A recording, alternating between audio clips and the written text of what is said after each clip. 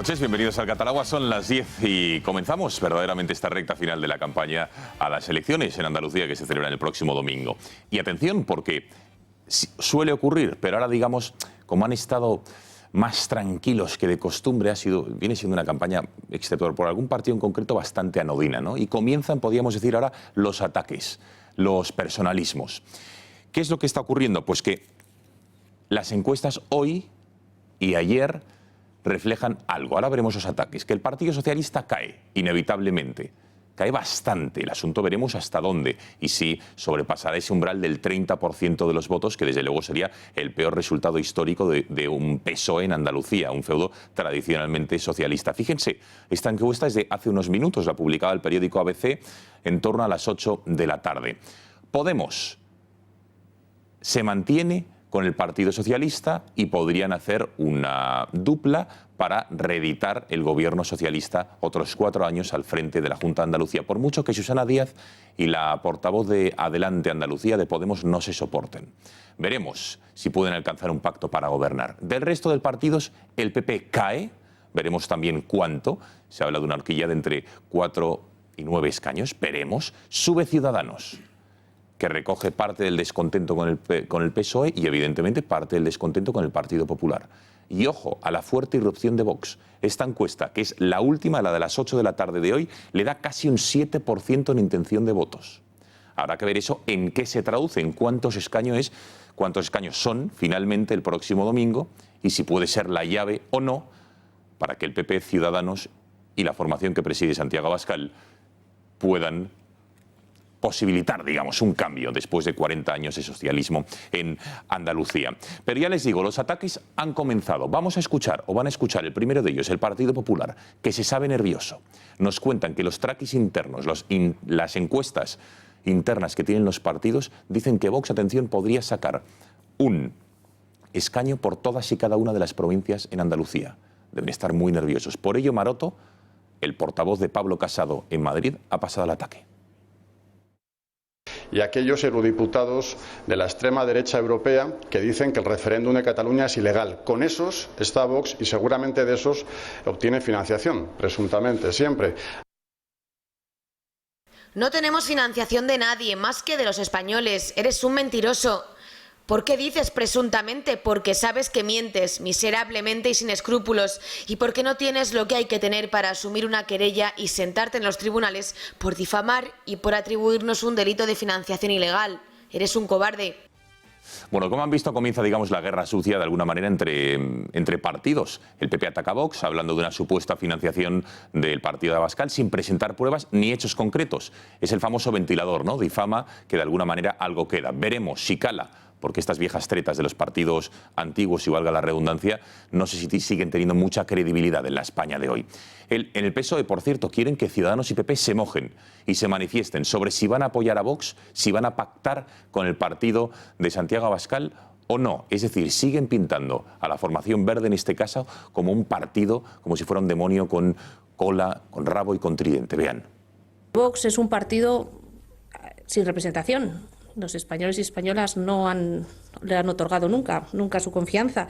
Y nos llama mucho la atención que el Partido Popular y Ciudadanos vayan a remolque del laboratorio de ideas de Vox en Andalucía. Van a rebufo de lo que marca Vox. Es Vox el que marca la hoja de ruta de la derecha para Andalucía.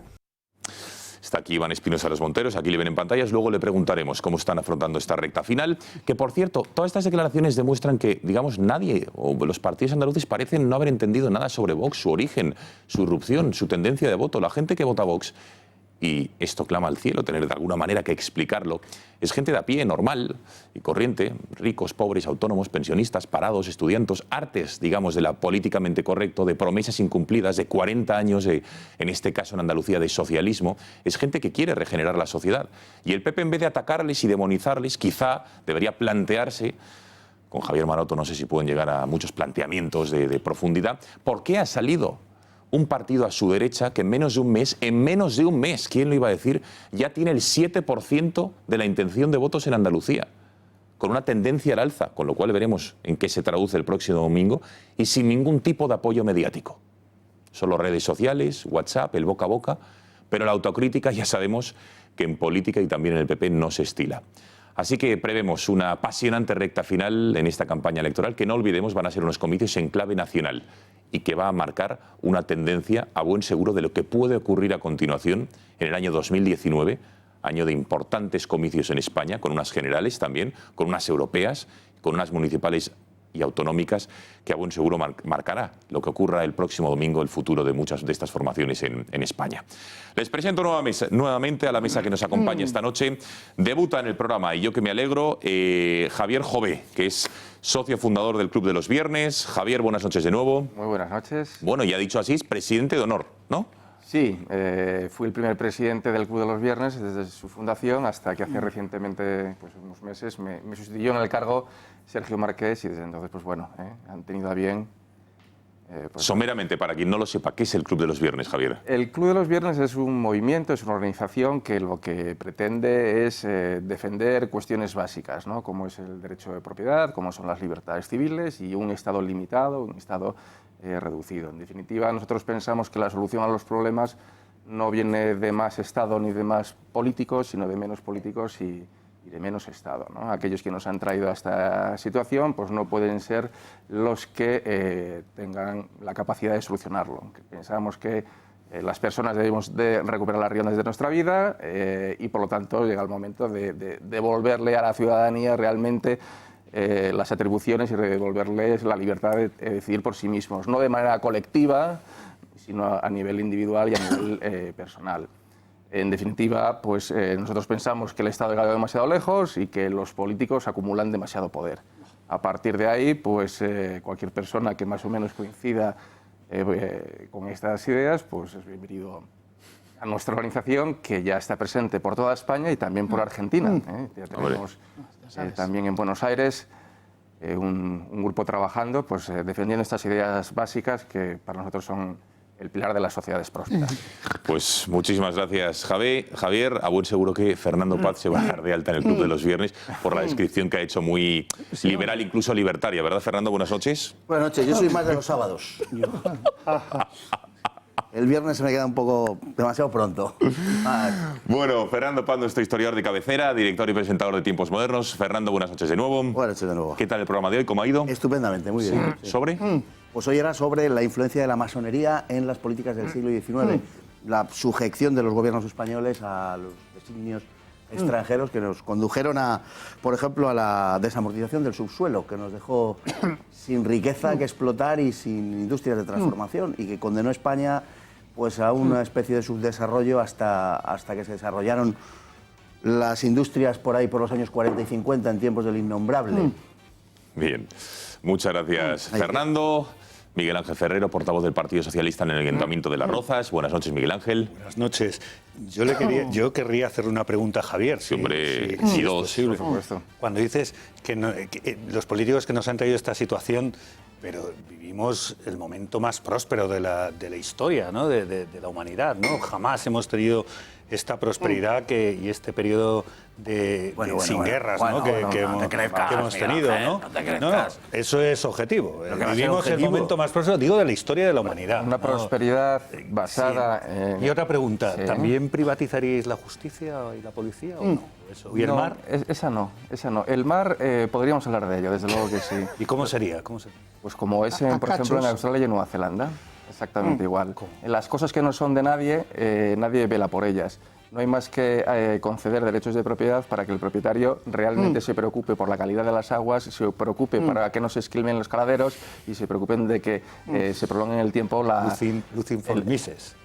Bueno, pues sí. No, Mises no, yo creo que no llega a desarrollar eso. Bueno, un día podemos hacer un debate sobre el papel del Estado y el liberalismo, que me parece interesante. Bueno, Miguel Ángel. Sí tendría que poder... Oye, yo era solo como me encanta. No, ya, pero es que ya empieza provocando, que está muy bien, en la presentación, y mire, con ese colmillo. No es por otra cosa, Javier. Bueno, gracias, Miguel Ángel.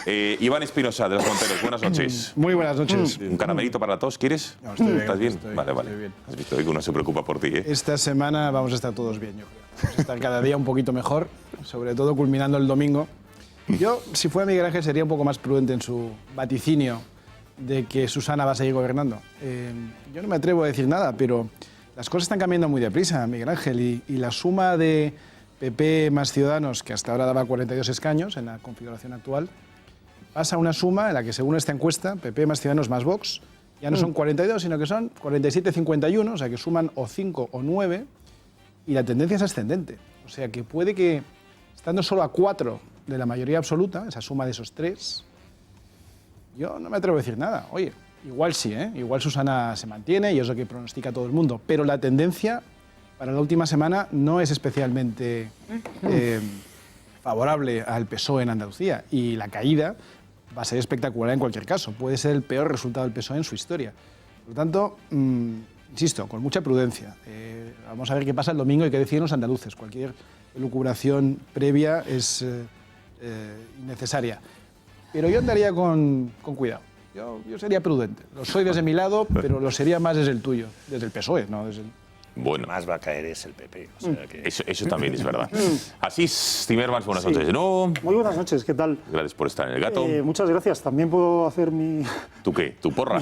Mi porra, no. Es decir, es que yo citaba a mi admirada Carmen Álvarez con lo de Maroto y me pone usted unas declaraciones de Maroto que, evidentemente, aunque Iván lo niegue, es un agente electoral, no sé si pagado... Es un topo de Vox, sin lugar a dudas. Por Vox, pero ya nos está beneficiando mucho, pero no tenemos nada que ver. Con esas palabras que ha puesto de Maroto, vamos, ya hoy le ha dado votos, bueno, no sé a quién, no sé si a Vox solo, pero desde luego se las ha quitado al Partido Popular. Y verdaderamente, es verdad, yo lo repetiré, el asalto al poder de Casado estuvo basado en las ideas frente al poder. Yo lo dije antes de que tuviera éxito y además augurándolo. Y entonces, desgraciadamente, o no, depende para quien lo vea, pues está teniendo que apechugar pues esas declaraciones como las de Maroto, que obviamente son muy antipáticas y en el mejor de los casos le quitan votos al PP y en el peor le quitan muchos votos al PP. Esto es así. Por cierto, yo recuerdo, yo auguré en un famoso libro, digo famoso porque es el único que he escrito y encima fue de encargo, sobre Podemos.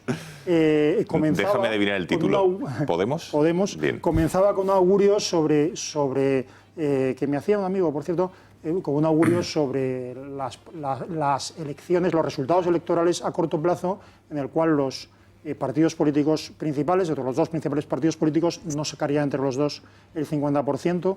Hubo quien se burló de quienes decíamos esto, que yo no era el único, desde luego, pero éramos pocos entonces, y eso ya comenzó en las elecciones europeas, en el cual PSOE y PP, creo recordar, que sacaron el 49% entre los dos, y esta tendencia era imparable porque tenía sus motivos, y mientras no se hayan dado cuenta los grandes partidos políticos, bueno, pues seguirán en declive. Pues fíjate que Pablo Casado decía que el bipartidismo es bueno en España, y cuando antes de verano las encuestas volvían a decir que Podemos y Ciudadanos bajar antes de la irrupción de Vox, que ahora que parece sube Vox, también sube Ciudadanos, al menos en Andalucía, veremos qué piensa el Pablo Casado en este caso. Román Cendoya, buenas noches de nuevo. Buenas noches. Estoy muy entretenido porque cuando oyes decir cosas normales como las que ha dicho el presidente de honor del Club de los Viernes... Cuidado, que no es cualquier cosa. No es cualquier cosa. ¿Tú también eres de los viernes? No, yo soy de toda la semana. Ah, bien. Todos los días valen para algo. Sí, sí. Y te das cuenta que es un facha. Porque lo que es normal, hoy en día, o eres progre, o si no, eres facha, derecha extrema, extrema derecha, o la madre que te parió. Porque la izquierda ha conseguido que o eres progre o si no eres facha. Entonces, lo que es normal, ahora resulta que es facha, ¿no? Que es el sentido común. Y yo sí creo que hemos tenido los mejores años de la historia. Y han sido tan buenos que han sido buenísimos, porque a pesar de los políticos que hemos tenido, de los políticos que tenemos, el bienestar está en la sociedad establecido. Y mira lo que tenemos ahora cuando miras y comparas las bancadas, mirando, como se dice en América Latina, las bancadas, los grupos parlamentarios, empiezas a comparar nombres, apellidos, formación y población de los que estaban y los que están, y lo que ves es que ha habido una esclerosis lateral, pero muy trófica, porque se ha ido degenerando la clase política de una manera brutal. Y así estamos como estamos, claro. Muchas gracias, Román. Gracias a los 6 por estar esta noche en El Gato. Nos pide paso nuestra compañera Bea Fajardo para darnos un consejo para que si alguien tiene algún problema legal, sepa cómo asesorarse. Bea, buenas noches. Buenas noches, Gonzalo. Hoy quiero dirigirme a nuestros espectadores. ¿Tenía usted bonos o acciones de Abengoa? ¿Le han hecho creer que ha perdido su inversión, que ha perdido todo su dinero? Pues no se lo crea. Duran y Duran Abogados es el primer bufete que ha logrado ya sentencias con las que los perjudicados han recuperado todo su dinero. No se deje llevar por el desánimo y luche por él hasta las últimas consecuencias. No crea a los que le digan que ya está todo perdido. En Duran y Duran Abogados saben cómo lograr que quien le indujo a esta mala inversión le restituya todo su dinero. Cuéntele su caso y le defenderán. Un equipo de más de 20 abogados expertos en la materia está a su entera disposición. Duran y Duran Abogados son su mejor garantía de éxito.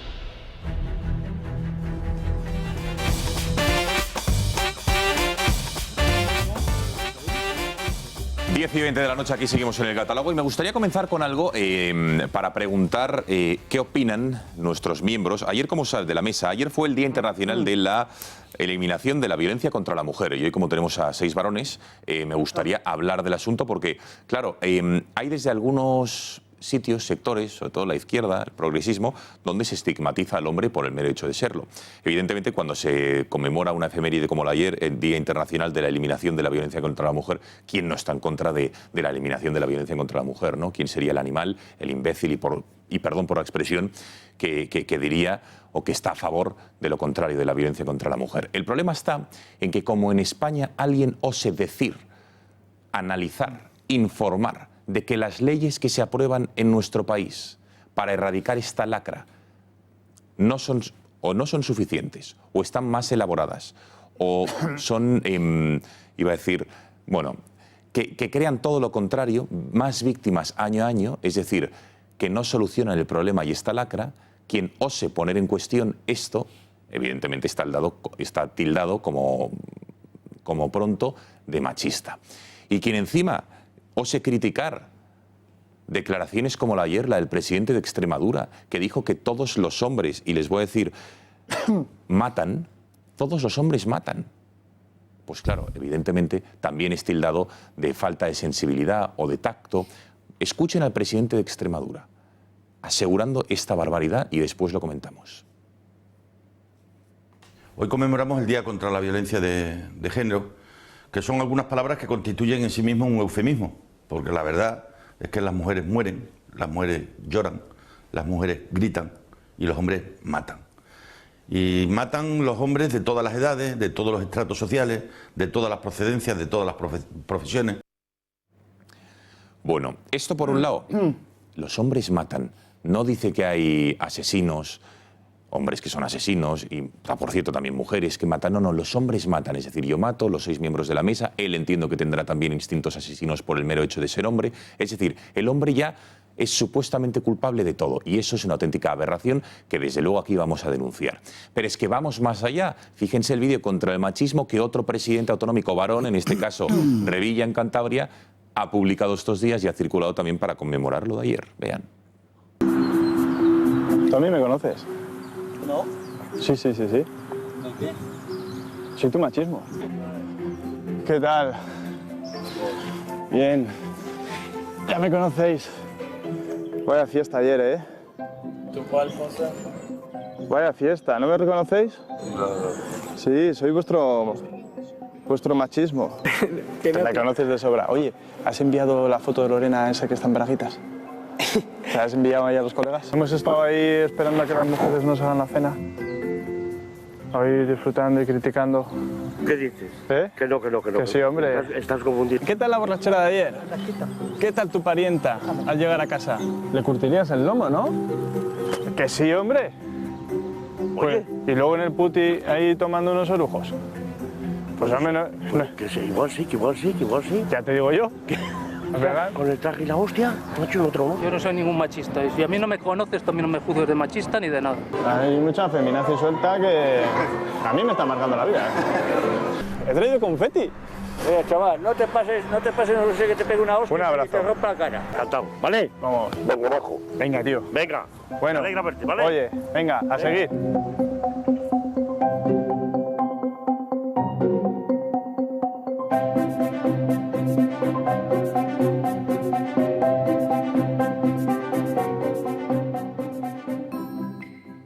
Otro vídeo, insisto, financiado con dinero público, en este caso del Gobierno de Cantabria, que da por hecho que todo hombre en nuestro país es machista. Todos. Todos tratados, y que todos entiendo que somos exactamente igual, pensemos lo que pensemos, que por cierto no nos lo han preguntado.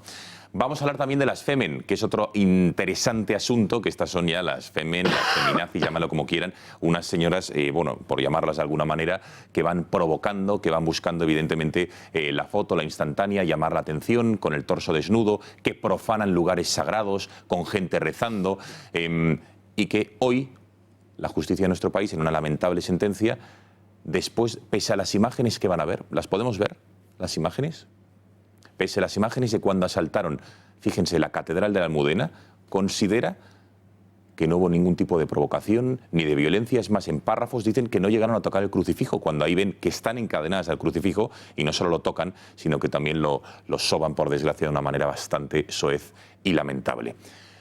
Brevísima pausa de publicidad y regresamos para hablar de todo esto, qué está ocurriendo en nuestra sociedad para tener gobernantes públicos como Vara, como Revilla, que han sucumbido, que han hincado la rodilla ante la ideología de género. Y por cierto, también nos espera José Ramón García Hernández, para el portavoz del PP en Exteriores, para hablar, por cierto, del tema del Brexit y de Gibraltar, de en qué posición queda España. Todo ello después de la publicidad.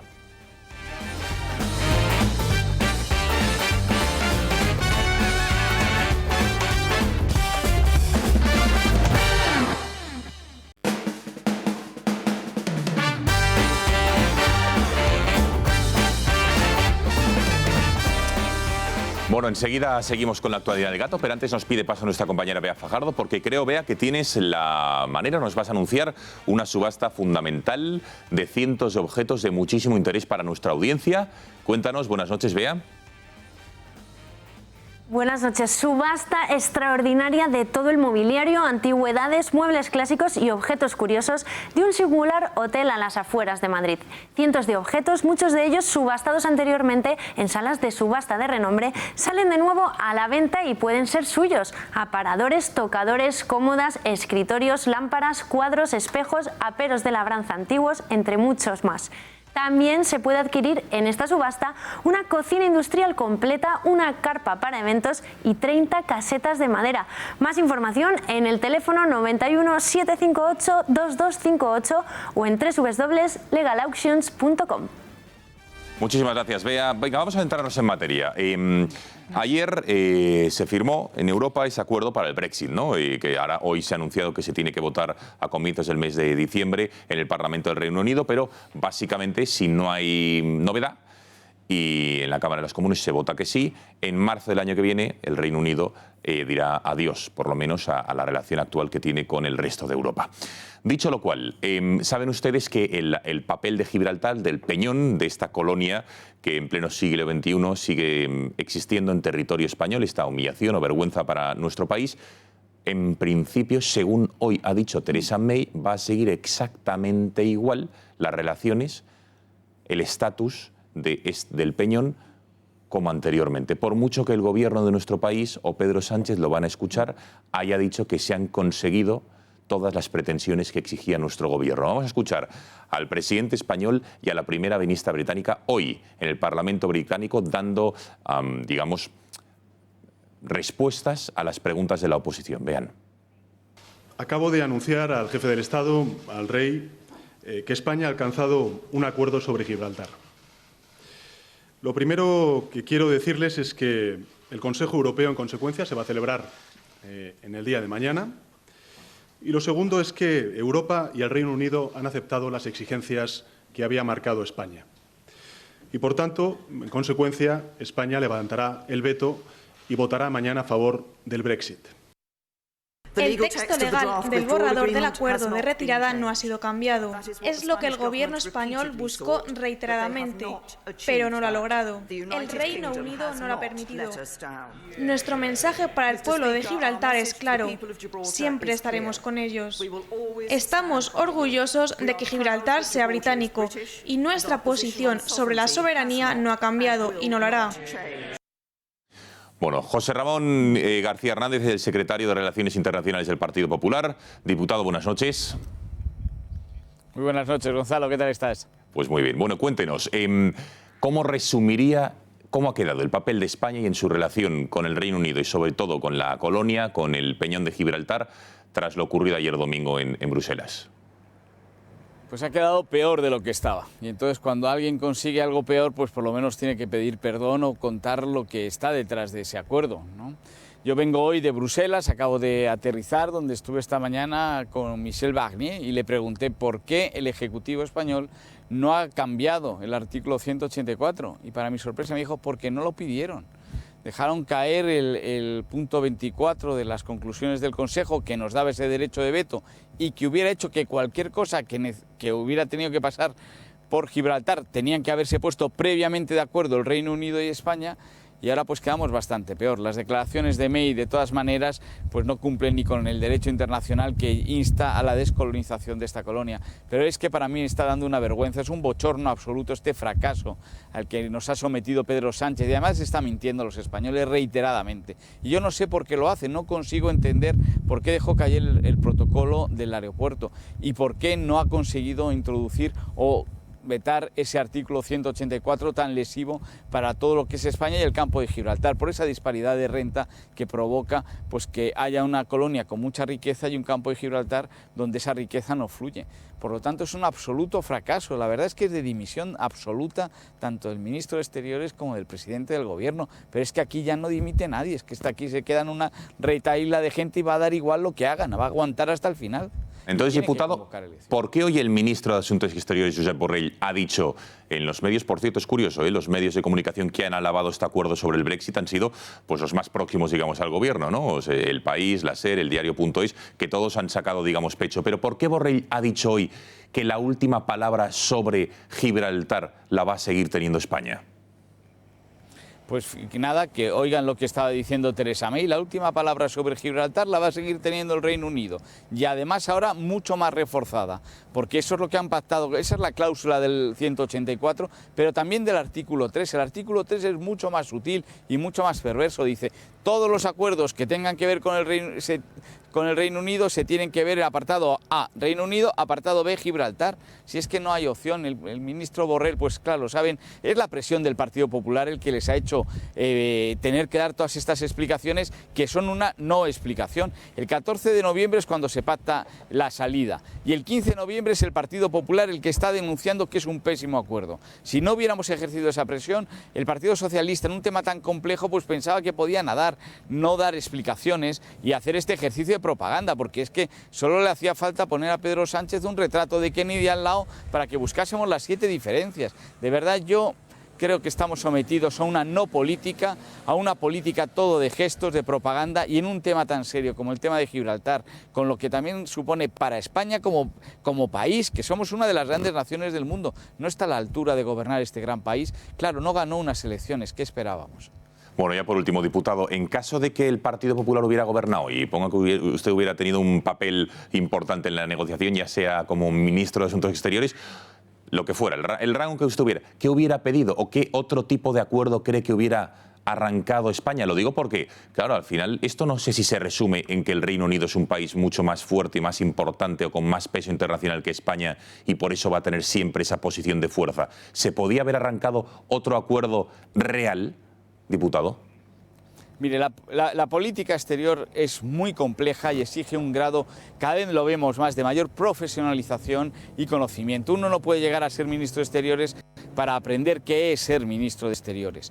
Y aquí ya lo habíamos conseguido, simplemente. Usted me pone el ejemplo, un ejemplo práctico. El punto 24 de las consideraciones del Consejo para negociar, ese artículo calcado literalmente en el artículo 184. Con eso se hubiera terminado todo. Incluso si se hubieran puesto muy duros los británicos, con un pie de página que se hace en muchísimos tratados. Si es que estaba hecho, pero simplemente cuando tú no lo pides, pues ha llegado el Reino Unido, lo ha quitado y tú no has dicho absolutamente nada. Y ves a un secretario de Estado que dice que te lo han hecho con nocturnidad y alevosía. Pero ¿para qué tienes allá a los diplomáticos y a los abogados del Estado? Y tú mismo para supervisar y para ejercer presión. Lo que dijo Pedro Sánchez de que había un veto el domingo era mentira, por eso tuvo que salir Pablo Casado ofreciéndose para vetar de verdad, trayéndolo al Parlamento. Desde luego el PP ya había conseguido lo que el Partido Socialista es que es gravísimo, ha mal logrado, ya lo habíamos conseguido. O sea, no es que hubiera estado yo, pues que hubiera estado yo hubiera conseguido que el punto 24 hubiera sido el tenor literal del artículo 184, que es lo que pretendíamos. Estaba ya conseguido. Ya por último, quiero que escuchemos a la presidenta de Lituania, que se le escapa incluso la risa cuando de alguna manera explica cómo, no sé si, es que me da rabia decirlo, porque por mucho que Pedro Sánchez sea como es, me da rabia decir que han tomado el pelo a España, pero quiero que lo escuche y después le pregunto por ello. Usually there are some, I can joke, tricks. We promise to promise. Just a promise. No. Usually that we promise we deliver, sooner or later. No sé si lo ha escuchado bien, diputado, pero que básicamente le preguntan y dice, bueno, hemos utilizado una especie de treta y es prometer que prometeremos. Le preguntan el qué y dice, bueno, ya hablaremos. Es decir, y con una sonrisa muy jocosa, por llamarlo de alguna manera. Una vergüenza, porque ha perdido la cara enfrente de todos sus colegas. O sea, si sus colegas ya se ríen de él de esta manera, pues hay que ver lo que nos puede esperar. Hay que ganarse el respeto muy fuerte. El respeto solo tiene trabajo serio detrás y no permite improvisaciones. Pues efectivamente, la presidenta lituana en el fondo lo que ha hecho ha sido de portavoz de todos los demás, porque sabe que le han colado un auténtico gol por la escuadra y que Pedro Sánchez pues no está a la altura. Diputado García Hernández, gracias por haber atendido a las cámaras del Catalagua y buenas noches. Muchas gracias, buenas noches. Bueno, señores, venga, lanzo la cuestión a la mesa. ¿Qué os parece el acuerdo al que se ha llegado? Dos visiones totalmente opuestas. Reino Unido, que reivindica como una victoria el hecho del que se mantiene el statu quo de Gibraltar, y Pedro Sánchez, que dice lo que dice, pero las evidencias parecen que van en el sentido contrario. Venga, opiniones al respecto. Se le ha olvidado un pequeño detalle al diputado García Hernández, y es que ese equipo negociador del que hablaba, los diplomáticos, los abogados de Estados españoles que están en Bruselas, es el mismo equipo que nombró el PP. Es el equipo del exministro Dastis. Por lo tanto, si tiene alguna crítica que hacer a ese equipo profesional de diplomáticos y abogados de Estado, pues yo creo que se la puede remitir a su propio domicilio, en la calle Génova, porque son ellos los que nombraron este equipo. Quitando ese pequeño detalle, lo que es verdad es que el señor Pedro Sánchez es una auténtica desgracia nacional. Y aquí lo que ha hecho ha sido un ejercicio de la máxima estulticia. Y es que los presidentes del gobierno les cuesta mucho salir de España, pero cuando salen y le van cogiendo gusto a esto de salir, pues se creen que están probablemente más preparados de lo que realmente están, y se creen que gustan más de lo que gustan realmente. Yo estuve en Guatemala la semana pasada, en la Cumbre Iberoamericana, escuchando la intervención del presidente Sánchez delante de varios otros presidentes en la conferencia empresarial. Pasé vergüenza ajena. De todo lo que hablaba el presidente Sánchez era de que su gobierno estaba compuesto por más mujeres que por hombres, y que el crecimiento de España vendría gracias a las políticas de género, y que el gran logro del socialismo era que las mujeres tenían todas las carteras de economía, de industria, de comercio. Estas son las cosas que vende cuando sale por ahí fuera, delante de otros 5 presidentes. En cambio, hizo un papel realmente magnífico el rey, su majestad, que estuvo en la misma conferencia, clausurando, y que, por cierto, a todos estos de la izquierda que les gusta tanto hablar de quitar la monarquía y todas esas cosas, les vendría muy bien viajar un poco y ver el respeto que impone el rey cuando sale. No así el que recibe el presidente del gobierno, pero el rey cuando sale, no digamos a países iberoamericanos, comanda un gran nivel de respeto que cambia por completo la dinámica de las negociaciones, de las conversaciones que se tienen con otros jefes de Estado. Es exactamente lo contrario de lo que pasa con el señor Pedro Sánchez, que no comanda ningún respeto. Por eso, aunque tenía un equipo negociador que a lo mejor no estaba tan mal, por eso le toman el pelo, porque no comanda ningún respeto. Porque todo el mundo sabe que es un chisgalabis. Cuando sale de España, a la segunda que le cazan diciendo tonterías, pues ya se sabe que se le puede tomar el pelo. Y se le ha tomado el pelo. Y el problema no es que se tome el pelo a él. El problema es que se está tomando el pelo el presidente del gobierno de España. Y aunque no nos guste, y a él le gusta mucho repetirlo, es el presidente del gobierno de España, para nuestra desgracia. Gracias, por supuesto, al PP que lo ha puesto ahí, no queriendo dimitir al señor Rajoy, pero es el presidente del Gobierno de España.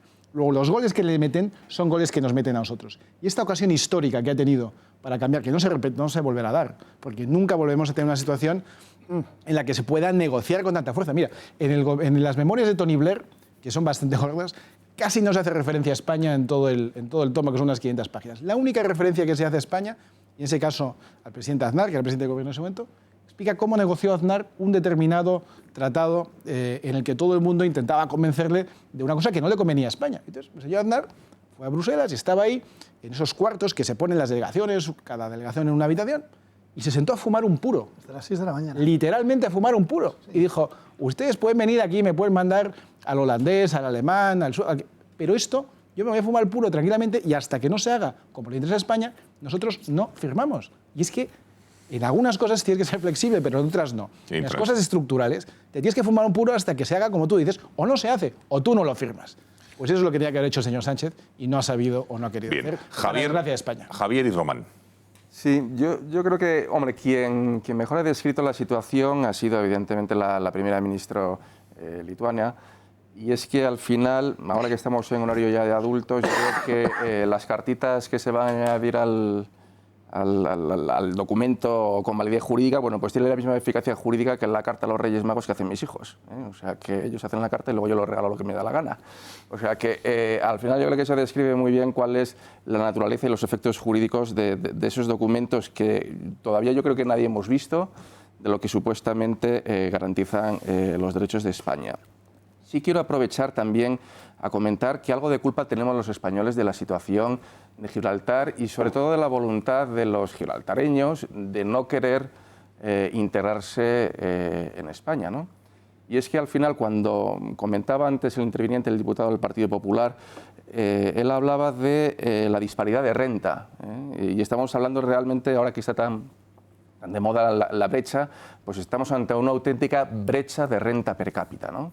Entonces, es como si les hubiesen preguntado a los alemanes de la República Federal si ellos hubiesen querido integrarse en la RDA.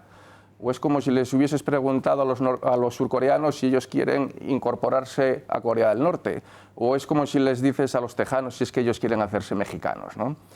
Realmente tenemos que tener en cuenta que la frontera de Gibraltar a día de hoy es una de las fronteras donde delimitan un salto de renta per cápita más grande del mundo. Los gibraltareños tienen una renta per cápita de unos 75.000 euros y en el campo de Gibraltar pues no se llega a los 16.000. O sea, prácticamente cuadruplica la renta per cápita. ¿Y eso por qué? Porque a un lado de la verja, que es al lado español, llevan 40 años de socialismo. Entonces, 40 años de socialismo, de políticas existenciales, de maltratar al empresariado, de poner obstáculos a la generación de riqueza, de alta fiscalidad, alto aparato burocrático y administración paralela y todo lo demás. O sea, esas políticas socialistas que lleva Andalucía padeciendo durante 40 años, pues resulta que han creado una frontera de renta per cápita con respecto al otro lado de la verja, ¿no? Entonces, si algún día cerrásemos la verja, pues no sé, a lo mejor resulta que los gaditanos saltarían la verja como en su día saltaban los alemanes de la RDA, ¿no?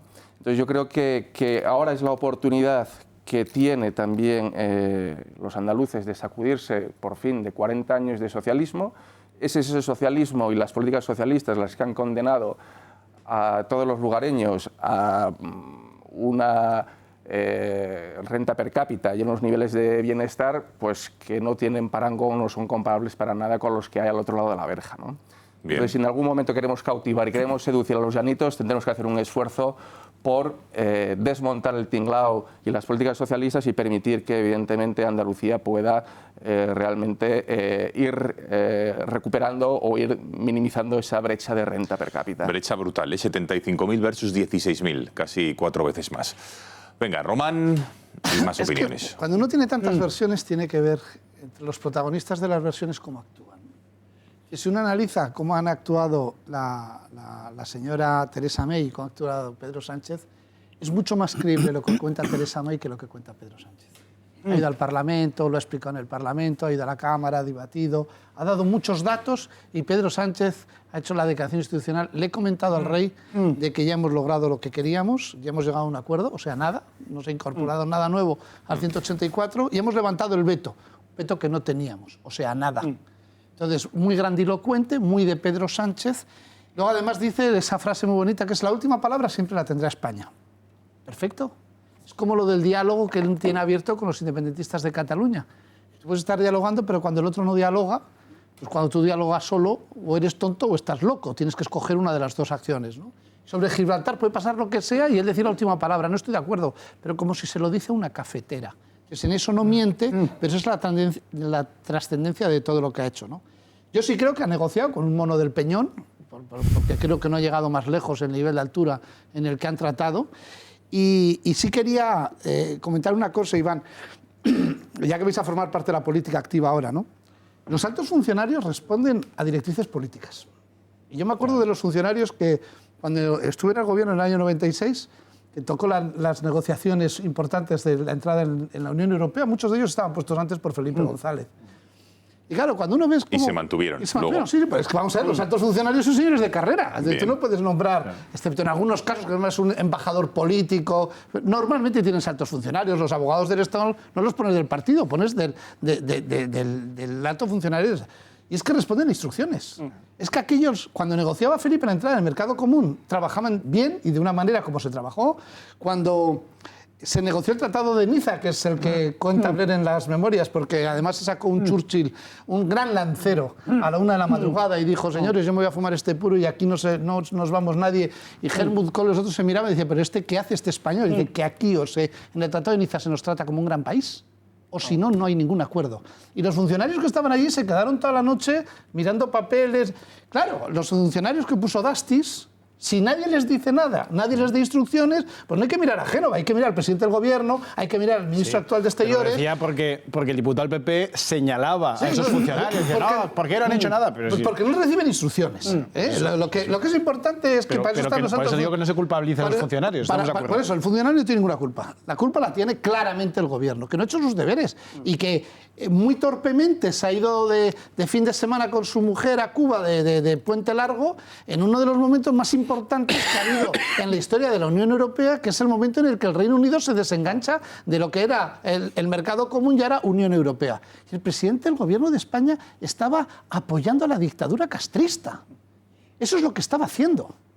Entonces, claro, luego pasa lo que pasa, que al final los monos de Gibraltar mandan más que el presidente del gobierno. Es que volviendo, intentando engarzar con lo que estás diciendo, para que no sea esto una sucesión de monólogos, esto lo hemos hablado en alguna ocasión, pero la política exterior de España, en realidad, el gobierno Aznar, lo mejor que tuvo, pero muy de lejos, y además esto los analistas internacionales lo reconocen, es una política exterior ambiciosa, que en aquel momento, ambiciosa y muy potente, que en aquel momento era, digamos, algo superior a la potencia y representatividad real de España en el mundo. Y esto, claro, esto también está muy estudiado, pero cuando se mantiene en el tiempo una política internacional adecuada, revierte, por supuesto, en el bienestar, la libertad, la prosperidad de los propios españoles.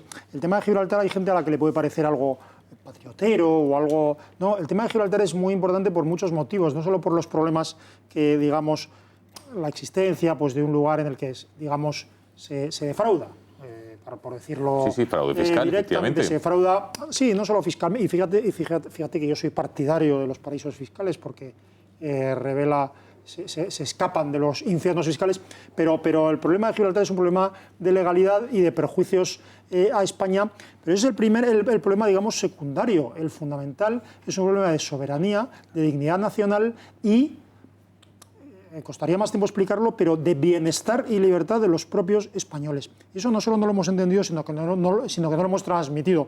El gobierno de Zapatero directamente, es decir, atacó la posición internacional de España, llegando incluso a renunciar a parte de la representación que teníamos en Europa, que teníamos una representación similar a otros países, y se renunció a parte de ella. Es decir, es algo tremendo. No voy a describir, no es el momento, pero vamos, todos podíamos hablar de ello, o casi todo el declive y el mantenimiento de una posición internacional de España muy débil. ¿Y qué ocurre? Que cuando viene una persona como Pedro Sánchez, que por cierto, es decir, su actuación o sea, una cosa, ya es grave que un presidente del gobierno español apoye a un dictador sanguinario frente a sus víctimas, pero que haga ese paripé vergonzoso y terrible de reunirse con una banda de funcionarios de la dictadura castrista y diga que está reunido con la sociedad civil, es que es una burla a los asesinados por el castrismo que Pedro Sánchez pues ha interpretado alegremente, ¿no? Y mientras, ¿qué ocurre? Bueno, pues que sencillamente la reivindicación, no de Gibraltar ya, que no hace falta, entre comillas, reivindicarla porque en el derecho internacional le corresponde la devolución a España, sino la reivindicación de una postura sencillamente del mantenimiento de la postura reflejada en el tratado inicial, en el borrador del tratado inicial del Brexit, de la salida de Gran Bretaña, sencillamente por desidia y porque seguramente, bueno, llevarse mal como hizo en su momento Aznar u otros responsables del gobierno español, ¿no? De fumarse un puro y ganarse la enemistad o la rabia, ¿no? De personas que le presionaban. Bueno, ¿para qué lo va a hacer Pedro Sánchez? ¿Para beneficiar los intereses de España? No, no les merece la pena. A ver, Miguel Ángel y Fernando. No, vamos a ver, yo creo que el problema de Gibraltar es algo que todos los españoles llevamos dentro porque lo hemos vivido, porque hemos nacido ya con ello, ¿no? Tiene ya unos cuantos años, unas cuantas décadas, unos cuantos siglos, ya 300, ¿no? Entonces, pensar que la reina de Inglaterra iba a venir aprovechando un divorcio que podía ser, en vez de mutuo acuerdo, un divorcio contencioso, aprovechando eso, iba a venir a España a entregar las llaves de Gibraltar, pues hombre, yo creo que no es lo que iba a pasar y que si alguien tenía esas expectativas, pues eran unas expectativas falsas. Eso no iba a suceder. Desde luego, el gobierno actual no es el culpable de la situación de Gibraltar. Igual que tampoco es el culpable de que de que exista esa brecha en cuanto a la renta, ¿no? Porque esa brecha en cuanto a la renta no viene de hace 10 años, no viene de hace 20, ni 30, ni 40, ni 50, ni 60. Viene de tiempos atrás porque surge por una regulación... El dato no es verdadero, pero bueno. Bueno, no sé... Solo te digo que el dato no es verdadero, si quieres luego hablamos de la evolución económica en los años 60. Sí. Pero el dato no es verdadero, la opinión será la que sea, el dato no es verdadero. La evolución que tiene el territorio de Gibraltar es por eso que tú decías de una serie de regulaciones, no solo esa, de paraíso fiscal. Hay otra serie de regulaciones, como es el paraíso fiscal es lo mejor de Gibraltar, no lo peor, es lo mejor. Ya, como es el control del tráfico marítimo en algunas áreas, como es el control de paso de submarinos, en fin, que le otorgan el derecho internacional que no otorgan a España. Y eso, desde luego, no lo puede resolver en un problema de un divorcio de mutuo acuerdo o un divorcio contencioso el gobierno actual. Pero partiendo de esa base. Pero lo puede empeorar. No, pero partiendo de esa base, digo, proponer las cosas en el lugar el que yo qué sé, para verlo un poco más objetivamente, la situación, y luego poder analizar si uno lo ha hecho mejor o lo ha hecho peor. Pero, en fin, las expectativas eran las que eran. Y, desde luego, se estaba trazando y se estaba buscando y se estaba teniendo que dialogar y que discutir en ese momento sobre muchos más problemas que Gibraltar. Claro, también podemos hacer eso. Gibraltar lo podemos convertir en un perejil. Es decir, perejil español, pues Gibraltar español, y mandamos allí a las tropas, ¿no? Bueno, no, esa no es la fórmula, y la fórmula de la que estábamos en ese momento es discutiendo de otras cosas, ¿eh? No estábamos hablando de que ese patriotismo que todos tenemos dentro y que tenemos y que seguramente a flor de piel cuando surgen estas cosas, pues que en ese momento que estábamos hablando de un divorcio, como digo, pues también sacarlo. Se ha hecho lo posible, y yo creo que se ha hecho bastante, y se ha conseguido una triple garantía, que para unos será mejor o para otros peor. Alemania decía una cosa, esta señora, dirigente política de Lituania, pues, en fin, puede decir lo que quiera. También podíamos hablar de lo que ha hecho Lituania y lo que hace Lituania y estos tres países para la Unión Europea y para nuestras necesidades. Y los aviones que tenemos que tener allí desplegados y todos los problemas que estamos teniendo por tenerlos allí progresar desplegados. Económicamente y no más que ningún otro país. Que progrese económicamente una sociedad liberal es una cosa que un socialista nunca puede tolerar. Es una cosa que le molesta liberal muchísimo. Lituania, desde luego, vamos, es súper... Una economía liberal una economía ultraliberal, diría yo, la economía de Lituania. Los excesos se pueden decir verbales con los que sean. Sí, sí. Bueno, en todo caso, yo no creo que Theresa May esté en posesión, como se ha dicho aquí, en posesión de la verdad. Yo creo que Theresa May tiene un problema muy serio. Creo además que tiene bastantes posibilidades de no sacarlo adelante, el acuerdo, porque no tiene ni siquiera la mayoría simple actualmente, por lo tanto todo esto que estamos hablando puede que no valga ni para nada en el futuro, o sí. En todo caso, Theresa May lo que hace en su Parlamento es contar su versión. Dos posiciones enfrentadas, divergentes y refractarias, la posición española y la posición del Reino Unido, que han tenido que encontrar una vía de solución y que posteriormente se abren otra vez en la herida y se abre en canal para cada uno demostrar en el Parlamento. Esa es la realidad. Y si el Parlamento británico un segundo, Javier, déjame ocurrir. Ese es otro tema.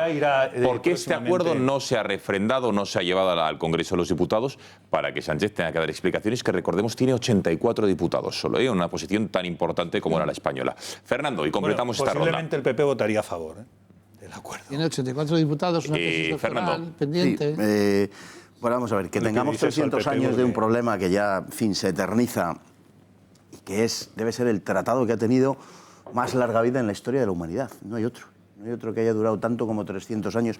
Inglaterra además sabe mucho de incumplir tratados, porque ha sido maestra en la historia, ¿no? A Inglaterra los tratados le duraban 6 meses, 2 semanas en su cumplimiento. Bueno, a nosotros nos duran 300 años. Pero bueno, eso no quita para que hayamos dejado pasar una oportunidad histórica de haber apretado las tuercas y de haber conseguido unas ventajas que parecen indudables, ¿no? Entonces, de poner el ventilador y decir que la culpa es de Felipe V, pues tampoco parece muy allá. Bueno, luego hay un tema que yo creo que es el asunto de fondo, ¿no? Vamos a ver, Gibraltar esencialmente es una cueva de piratas. Vive del contrabando y vive, en fin, de un incumplimiento sistemático, por otro lado, de la propia legalidad internacional, porque lo que figura en el Tratado de 1713 no tiene nada que ver con lo que es hoy la realidad de Gibraltar, además de los sucesivos incumplimientos que les ha llevado, pues, bueno, a extender el territorio, etc. La verja estuvo cerrada de Gibraltar, pero los gaditanos no saltaban la verja. La verja estuvo cerrada desde el año 69 hasta el año 82. Lo primero que hizo Felipe González al llegar al gobierno, la primera medida de política internacional que tomó fue abrir la verja.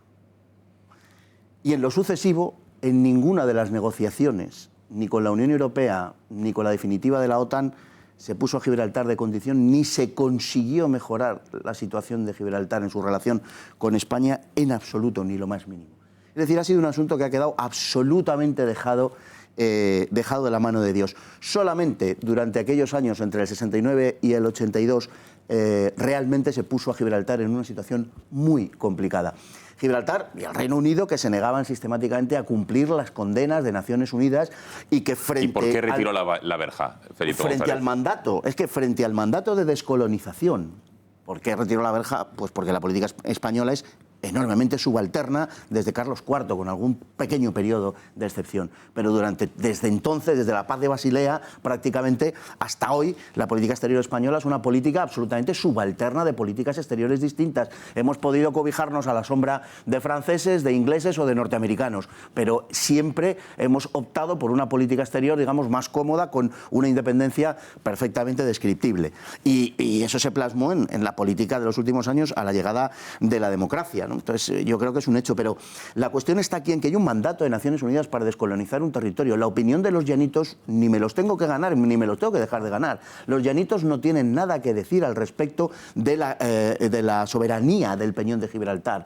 Para empezar, porque no son población autóctona, ni son descendientes de población autóctona. Son de origen maltés, norteafricano, portugués. No hay población originaria gibraltareña en absoluto, que la poquísima que había fue evacuada al poco tiempo de que se constituyera como colonia británica. Por tanto, no es un problema de autodeterminación. Enfocarlo así es construir una gigantesca estafa de todo orden. Lo que tienen que hacer es descolonizar un territorio. España lo que tiene que recuperar es ese territorio. Si la población quiere permanecer en Gibraltar, estupendo. Y si no, pues tienen allí un país del que se sienten muy orgullosos ellos, que son british, y se pueden marchar a vivir a Plymouth, o bueno, iba a decir a Glasgow, pero no está muy claro que Glasgow siga siendo británico. Entonces, o a Leeds, que está muy, en fin, muy poblada, ¿no? Y tal. Bueno, pues esa es la cuestión, pero que no queremos a los llanitos, tampoco que les odiamos, pero que no la queremos. Que no es eso, que el mandato y la reivindicación de España es sobre su integridad territorial, por tanto, sobre el territorio del Peñón de Gibraltar. Pero no solo, perdona, el enfoque es correcto, no comparto algunos de tus comentarios emotivos, pero mal hecho.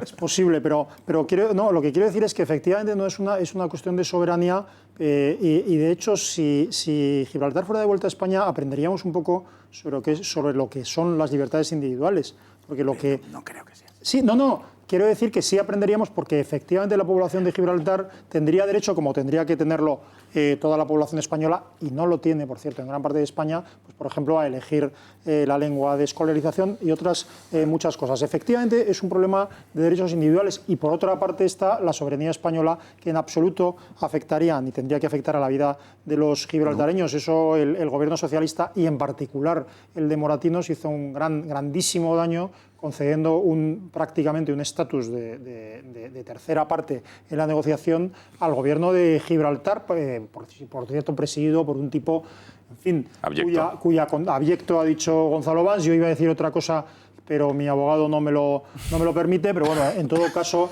los dineros que obtiene con esa actitud no los gasta fundamentalmente en Gibraltar, sino más bien en su residencia de lujo, que no está en Gibraltar, como todos saben. Pero solo un pequeño comentario, porque es que a mí me pasa algunas veces, cuando se hace algún comentario ridiculizando, por ejemplo, la operación de Perejil, no se entiende nada. Eso se muestra que no se ha entendido nada, porque lo esencial de Perejil, con ser importante, no fue que un grupo de la Legión Española desembarcara en la isla haciendo valer la posición española, que eso es muy importante porque para eso están los ejércitos, para preservar la paz, especialmente de las naciones democráticas. España lo es y lo era frente a una actuación de fuerza. Menos mal que no ha pasado siempre en la historia que las dictaduras sanguinarias tomen una posición de fuerza y las democracias se rindan. Eso no ha pasado siempre, aunque a algunos les gustaría. No es eso. Es decir, la operación de Perejil fue tan importante como que ensayó por primera vez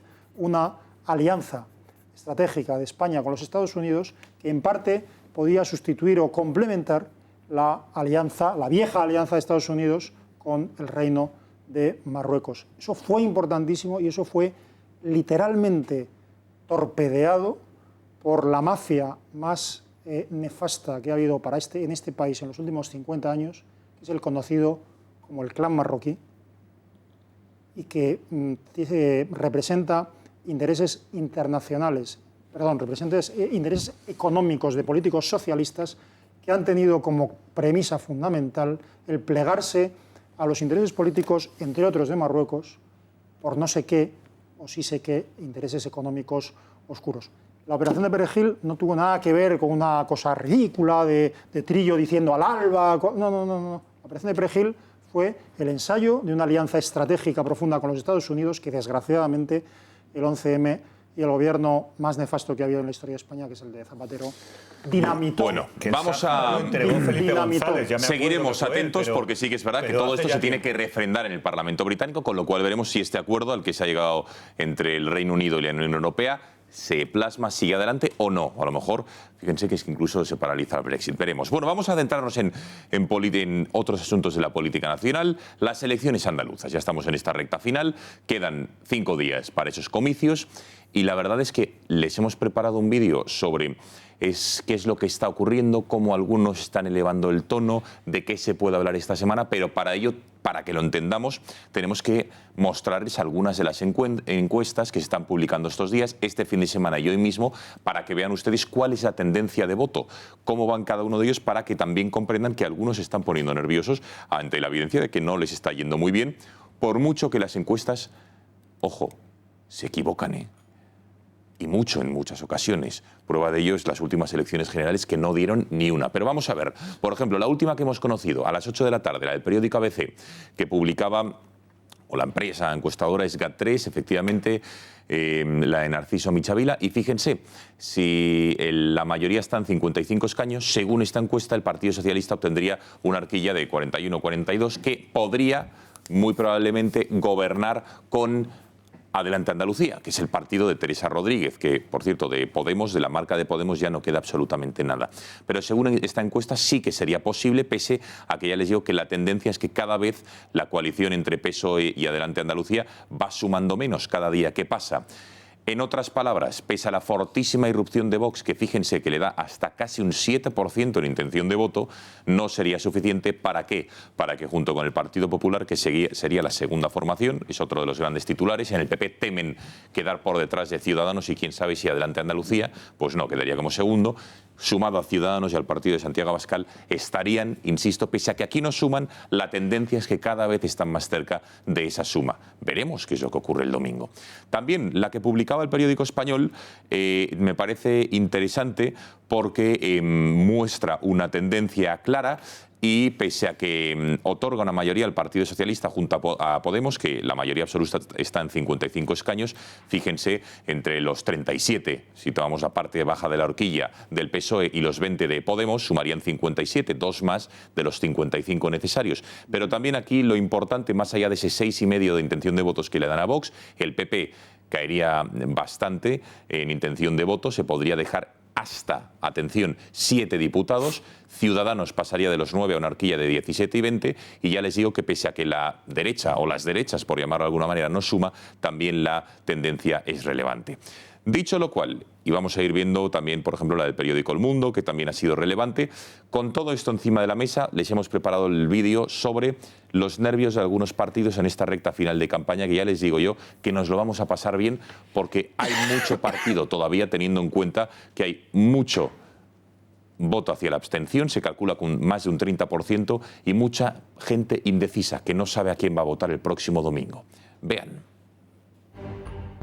A 6 días para las elecciones en Andalucía, el ambiente está más caldeado que nunca, donde los cuchillos vuelan por los aires, donde uno suelta una pullita y el otro lo recoge con otra peor.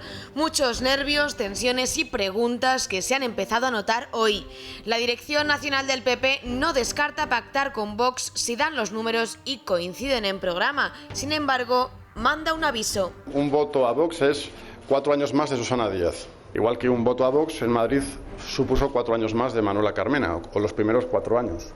Maroto ha denominado también de extrema derecha a los socios europeos de Vox y además habla de su financiación. Y aquellos eurodiputados de la extrema derecha europea que dicen que el referéndum de Cataluña es ilegal. Con esos está Vox y seguramente de esos obtiene financiación, presuntamente, siempre. El presidente de Vox, Santiago Abascal, no ha tardado en lanzarle una dura respuesta.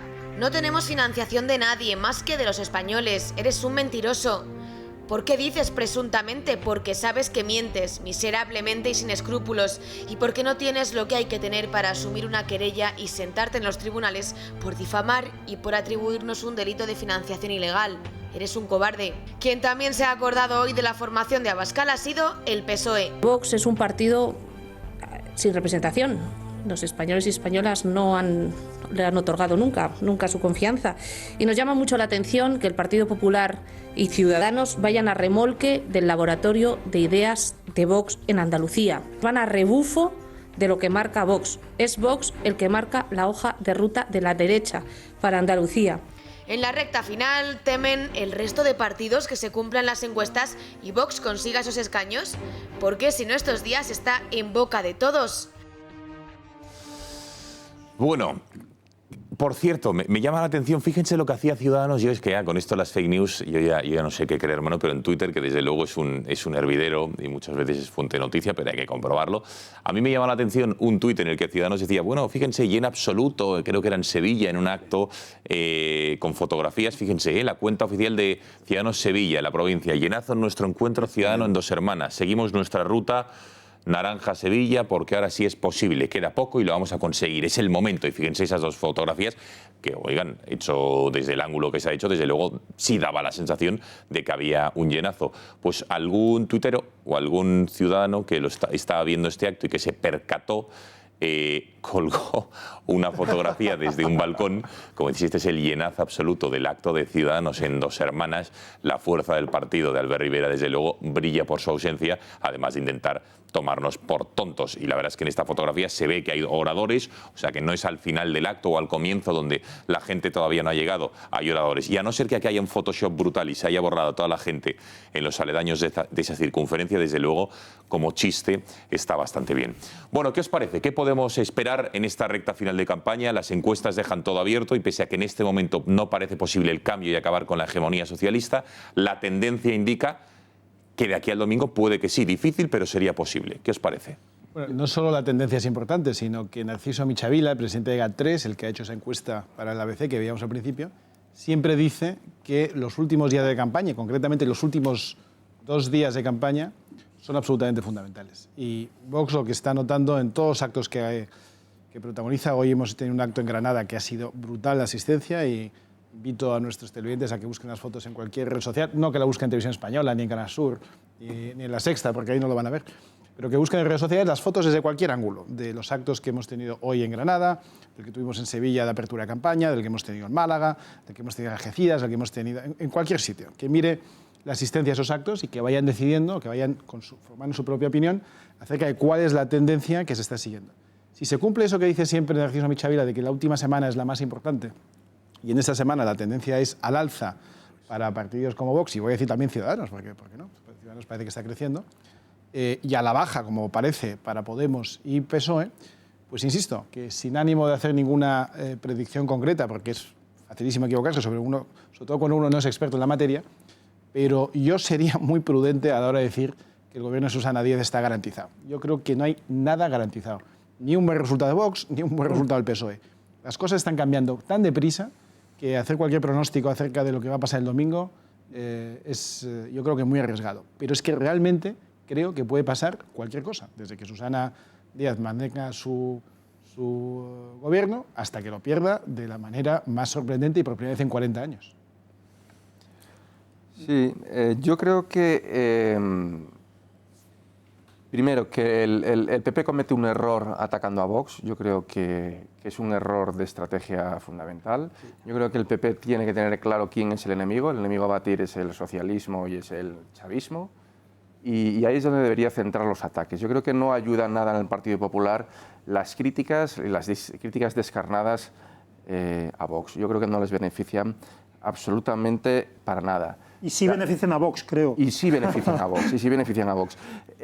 Yo creo también que, contrariamente a lo que nos llevaba vendiendo Arriola los últimos 20 años, la existencia de varias alternativas o varias opciones en el centro-derecha, en vez de restar representatividad parlamentaria, lo que hacen es ganarla, porque lo que hacen es movilizar al electorado, obligan a los partidos políticos a competir por el voto y reducen la abstención del centro-derecha.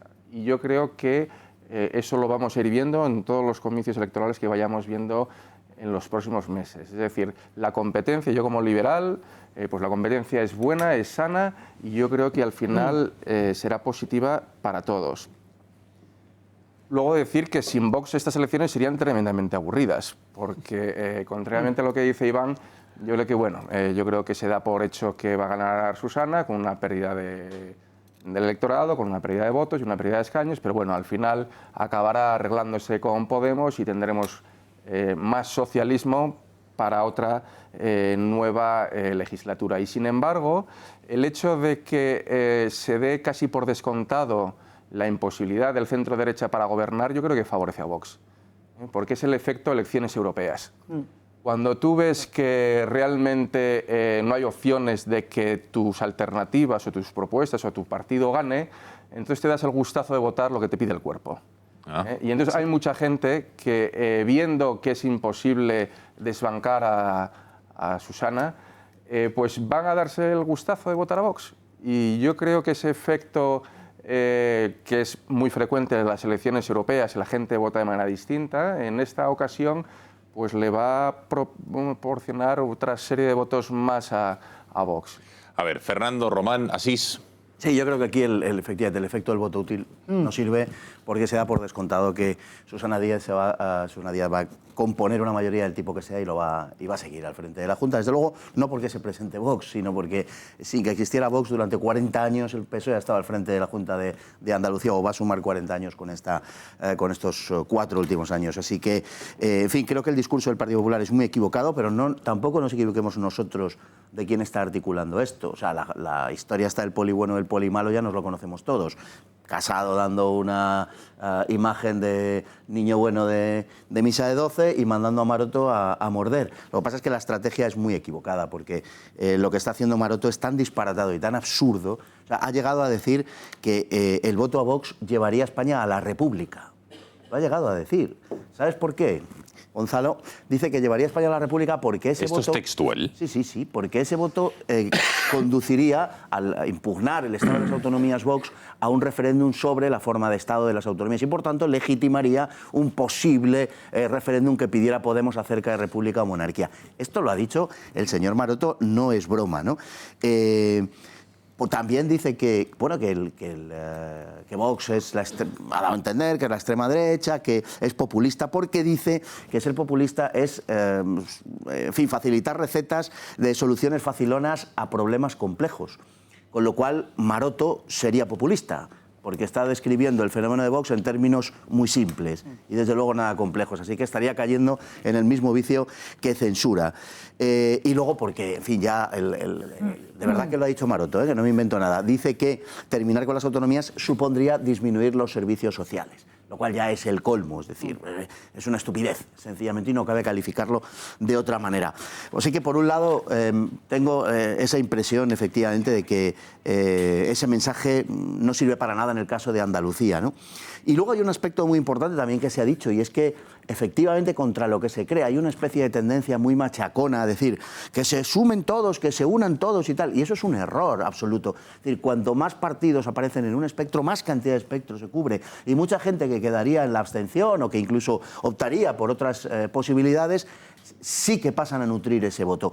Y además es que no es la construcción de un discurso vacuo, es que hay referentes en la izquierda y en la derecha, en la izquierda también. Cuando se presentó el PSOE y Izquierda Unida juntos, la catástrofe fue absoluta, fue el 2000, el año de la mayoría absoluta de Aznar. No digo que esa fuera la causa, pero sin duda ninguna fue un factor coadyuvante. Que Izquierda Unida y Podemos en las pasadas elecciones del 15 al 16 se pensaba que en esa coalición iban a aumentar y obtuvo exactamente menos votos y mismos escaños. Es que tiene un 5% menos de voto, de un 22 a un 17-18. Esto es lo que ha bajado Podemos y Izquierda Unida. Por tanto, en fin, lo que quiero decir es que ese discurso, que es el discurso que refuerza y que da pie y que da sentido, en teoría, al voto útil, es un discurso absolutamente disparatado. ¿Por qué algunos partidos hacen este discurso al mismo tiempo que, por otro lado, están diciendo que a quien quita votos Vox es a Ciudadanos y no al PP? Entonces, ¿por qué están tan preocupados? Es un absurdo completo. Pero tienen que hacer el discurso porque están pensando, de verdad, no en el bien de una opción política determinada, no en desbancar a Susana Díaz, sino en ser los únicos gallos del corral. Esa es la única cuestión. Están haciendo política partidista. Bueno, un momento. A ver, Román, como experto en comunicación política, quiero que valores este mensaje que a mí me ha llamado mucho la atención, que yo creo que es el eje central, porque es una gran enjundia, digamos, política y transmite muchos mensajes ideológicos. Román, me gustaría que lo vieras con atención, porque yo creo que puede ser el antes y el después del despegue definitivo del Partido Popular. Vean.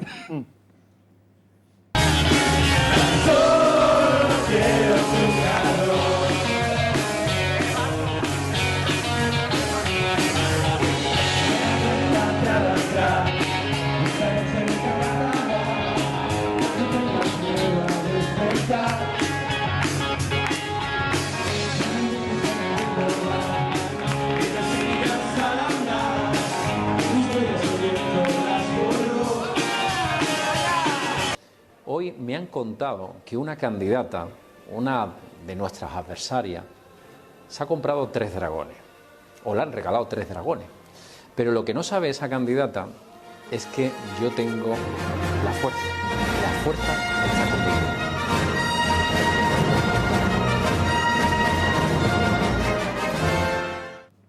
Román.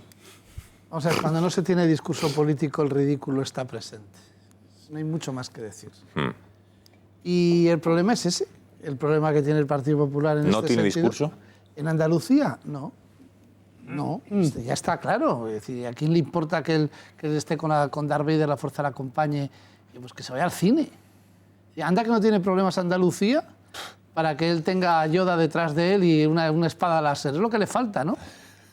Salir a la calle, vos también que tengo una espada láser. Bueno, pues chicos, oye, a la Navidad, ¿qué le vamos a hacer? Aquí cada uno que haga lo que quiera. Pero creo que los problemas que tiene Andalucía son mucho más serios que todo eso. Y lo demuestra el discurso de Maroto, ¿no? No ha entendido nada. Si lo que tiene que decir es que votar, cuando el voto es individual, cada ciudadano es soberano con su voto, decir que es que si se vota a Vox es un voto de 1 por 4. Vamos a ver, la gente le vota a Vox porque quiere votarle a Vox. Como la gente que le vota al PP quiere votarle al PP a pesar de las políticas que ha hecho el PP en su última historia.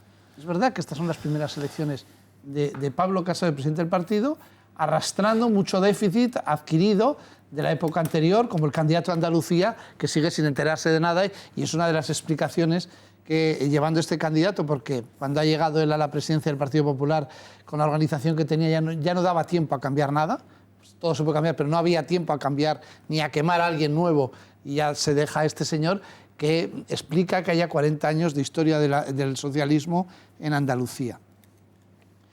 Yo creo que esta semana es determinante, sobre todo porque hay una abstención muy alta y porque hay todavía un voto indeciso muy grande. Un segundo. No, quería comentar sobre el voto. Yo creo que el PSOE tiene voto oculto y que el PSOE sacará más votos al final. Yo creo que se los quitará, además de lo que sean las encuestas, a Podemos. Yo creo que el PP en este momento tiene voto indeciso y además la semana última para Vox es muy importante. Yo creo que Ciudadanos está sobrevalorado en las encuestas como siempre. Siempre las encuestas Ciudadanos va y luego es un bluff, y luego pincha. Yo creo que Podemos seguirá en ese sin pasar el umbral del 15% en Andalucía. Y yo creo que Vox tiene un voto directo muy claro y por eso salen las encuestas. Es decir, que la gente que va a votar Vox, que está reflejándose en ese 6,8, en ese 7, puede haber voto oculto, pero yo creo que no. Y si hay mucha abstención, sí le favorece a Vox, porque la gente que ha decidido votar Vox lo tiene clarísimo, no tiene ninguna duda. Su paciencia ha llegado a límites insoportables y ha decidido que efectivamente hay un ideario, hay unos principios, unos valores y que va a optar por ellos cueste lo que cueste, porque ya está harto de que le tomen el pelo. Y sí es importante que no vayan los partidos juntos, porque de la misma manera que el PSOE siempre ha tenido a la izquierda una referencia, que es lo que se llama técnicamente un anclaje ideológico, cada vez que el PSOE con Solchaga y compañía se venían al centro, porque como ya eran capitalistas todos, aquello, la cultura del pelotazo, estaban mucho mejor en el centro que en la izquierda proletaria, cambiaron el traje de pana por la alpaca, había un partido a su izquierda que le decía, niños, que como perdéis el ideario, vuestros votantes se vienen con nosotros. ¿Cuál ha sido el problema que ha tenido el PP? Que es que a su derecha no ha habido un partido de la derecha y le ha permitido irse a tan hacia la izquierda, que es cuando decía Carmen Martínez de Castro aquello de que las políticas progresistas de Mariano Rajoy son tan progresistas que dejan a la socialdemocracia europea a la derecha del PP. Claro, si no tienes a nadie a la derecha, ahora está Vox, que no es extrema derecha, es derecha. Y además, porque si no, tendrán que mirarse en el PP sus razones y sus orígenes. Y pues no lo hacen. Enseguida, sí, si Miguel Ángel Perantes os pide paso, Bea Fajardo. Bea, buenas noches. Cuéntanos por qué nos vas a hablar de una grandísima empresa a nivel mobiliario, presente en España, en otros países. Venga, cuéntanos. Buenas noches de nuevo. El grupo Ismovel es una empresa familiar con 40 años de experiencia en el mercado y presente en más de 40 países. Cuenta con una fábrica propia ubicada en La Rioja de más de 15.000 metros cuadrados y además de almacenes en toda España, incluidas las islas. Su fabricación es 100% nacional y apuesta por el diseño en todas las gamas con una excelente relación calidad-precio. Visite su web www.ismobil.com para más información.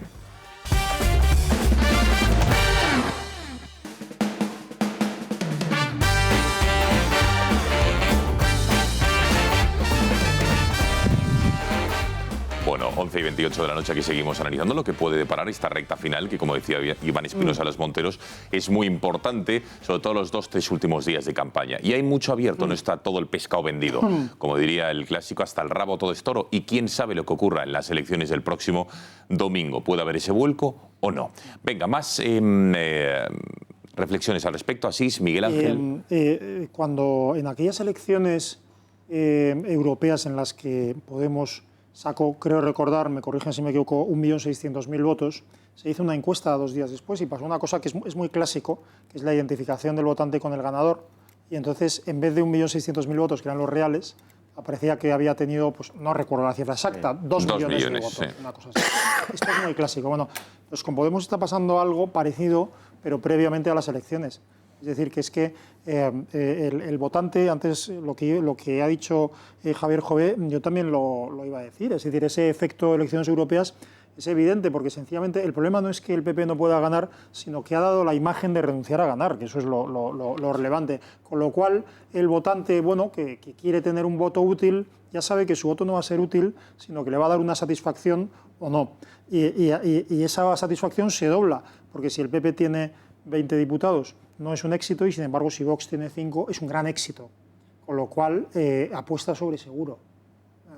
Con lo cual, yo creo que en fin, que puede haber ciertos resultados sorprendentes. Y luego, por otra parte, y termino con esto, es una pena para el Partido Popular en Andalucía, es decir, en un sitio donde, bueno, por ejemplo, por poner el último ejemplo, pero es decir, los 2 anteriores presidentes están siendo enjuiciados y se ha escenificado casi la vergüenza de que una, o sea, con perdón y con todos los respetos, pero que una juez con profundísimas y directas relaciones con el poder político ha desmontado sencillamente el caso de corrupción mayor de toda Europa Occidental en términos de dinero. En términos de cantidad, el caso de los ERES ha sido el caso de corrupción más grave de toda la Europa Occidental, yo creo que en toda su historia, pero vamos, se tendría que pensar un poco para corregir esta afirmación. Frente a eso, es una pena porque verdaderamente Pablo Casado, nos guste o no nos guste, estemos de acuerdo con él, unos más u otros, tiene un discurso ideológico muy potente y tiene una facilidad oratoria comparable a la de otros políticos, llamémosle así, emergentes. Y sin embargo, el futuro está en un tipo que, en fin, que tiene una vulgaridad tanto en la formación como en el discurso, como en la imagen, como es Juanma Moreno, que bueno, pues que es un baldón, no porque sea bueno o malo que gane o no gane el PP, sino porque eso no representa al PP emergente, que a lo mejor no llega. O sea, que no te gusta ni Cuando brille el sol ni Star Wars, ¿no? Queda claro, está clarísimo. Venga, Miguel Ángel, a ver. Bueno, lo de Cuando brille el sol a mí es que me encanta, ¿no? Es música de mi época, pero la parte de Cuando brille el sol, yo es la parte, os lo decía antes, la parte, en fin, es más normal, ¿no? Están en una fiesta, pues es normal que... Pero la otra parte yo considero que es un error estratosférico, además la manera de contarlo, etcétera. A mí yo creo que se equivoca, pero se equivoca más el Partido Popular, y en eso estoy en absoluta coincidencia con lo que decía Javier, Asís y Román. Se equivoca en esa confrontación directa con Vox, y yo creo que ha echado ahora para atrás, ¿no? En esa confrontación, porque yo creo que no le interesa, ¿no? Y por eso quizá lo de hoy, cuando decía gobernaremos juntos, era la manera de decir no votéis a Vox, o sea, votarme a mí porque al final va a ser todo igual, ¿no? Yo creo que en eso el Partido Popular sí que le entra el nervios, porque los nervios, fijaros, ahora los nervios están entre compañeros casi de bancada, ¿no? Está más, los nervios los tienes más con los que tienes lindes que con los que no tienes lindes. O sea, quien le roba votos al Partido Socialista es quien tiene por la izquierda y quien tiene por la derecha más cerca, ¿no? Quien da un mensaje más parecido al que está dando el Partido Socialista. Por tanto, el que está más alejado, ese no es el que le quita votos. Como el PP lo tiene más cerca a Vox, pues por eso quizá es por lo que tiene más nervios frente a Vox. Y coincido también en que cuando hay mucha competencia, pues, y cuando hay muchos partidos políticos, pues esto pasa, ¿no? Se moviliza el voto. Pero cuidado, si cuando terminan las elecciones no se consigue una gobernabilidad, sea el sitio que sea, si no se consigue una gobernabilidad, toda esa distracción o todo ese voto que se ha dividido entre muchas opciones, pues deja de interesar al votante. porque no encuentra una solución a sus problemas. Y eso es un problema que todavía en España no lo tenemos todavía totalmente bien visto, mientras que en Estados Unidos, por ejemplo, sí que se ve, y termino con esto, con las primarias, por ejemplo, hay una división absoluta dentro de un propio partido. ¿Os acordáis con lo que pasó con Clinton, en este caso, las últimas elecciones, ¿no? Las primarias, dices. Las primarias, ¿no? Que lo que pasó, que estuvieron en una dinámica muy de mucha confrontación durante mucho tiempo, y lo que costó luego remendar eso. ¿Os acordáis de aquellos supervotos, los supervotos que tenían, de aquello que estaban muy empatados, ¿no? Las tendencias, y cómo lo tuvieron que arreglar después? Pero es que en Estados Unidos esto lo tienen ya bastante visto y lo tienen bastante solucionado. Venga, Javier y Fernando. Bueno, y terminando, lo termino ya, me permitís nada más que terminar. Pues oye, a mí me decía antes de entrar en plató, hablaba también coincido con Román, ¿no? Hablaba con Máximo Díaz Cano, que es el director de gabinete de Susana Díaz, y me decía, no te fíes de lo de los 38 escaños porque son muchos más, en fin, que son más de 38, son bastantes más de 38 los escaños. Diputados que va a tener. Sí, ahí hay voto oculto. Sí, ya lo veréis, como no son 38, sino más cerca de los actuales que menos, ¿no? Más cerca. Vale, venga, Javier y Fernando. La idea tuya, es cierto que la izquierda parece que tiene más facilidad para llegar a pactos postelectorales que la derecha. Y a esto voy porque también engarza con la idea anterior que hemos dicho de lo bueno que es la competencia para sumar votos. La vez que en Asturias la derecha ganó con más contundencia y una mayoría absoluta arrolladora fue cuando se escindió el PP y se presentó Cascos con su partido Foro Asturias y el PP. En ese momento, la suma de los dos partidos políticos tenían una mayoría absoluta abrumadora, arrolladora. Pero luego fueron incapaces de negociar y de pactar. Y al final Cascos se vio obligado al año a convocar elecciones y ahí lo perdieron todo. Entonces, por un lado, dos enseñanzas. Se constata que la existencia de varias opciones políticas mejoran los resultados de la esfera ideológica, pero por otro lado, la derecha tiene esos problemas y es que a veces... o sea, Javier, ¿tú verías posible un pacto si dieran los números entre PP como primera fuerza, Ciudadanos segunda y Vox? ¿Sería posible una irresponsabilidad el no hacerlo? Los tres partidos no hacerlo y no desalojar. No tengo la menor duda. Que no se haría. Que se haría. Bueno, pero se acaba de poner el ejemplo asturiano, que es muy revelador. De Asturias también es cierto que había muchas más versiones personales y había... pero fueron incapaces de pactar Cascos con el PP. Sí, pero vamos a ver, ahí había una razón. Bueno, un segundo, a ver, Fernando, por orden de petición, ¿es posible un pacto a tres bandas, teniendo en cuenta que cada uno tendrá sus líneas rojas? Sí, lo que pasa es que, lógicamente, en ese pacto yo creo que Vox tendría que estar particularmente vigilante, como es lógico, pero la situación de Andalucía, 30 y muchos años de régimen, de gobierno del Partido Socialista allí, pues lógicamente exige desalojar a los actuales ocupantes del poder, aunque sea por una cuestión de higiene, sin más, ¿no? Y yo creo que le vendría bien un poco a todo el mundo, incluyendo en esto al Partido Socialista.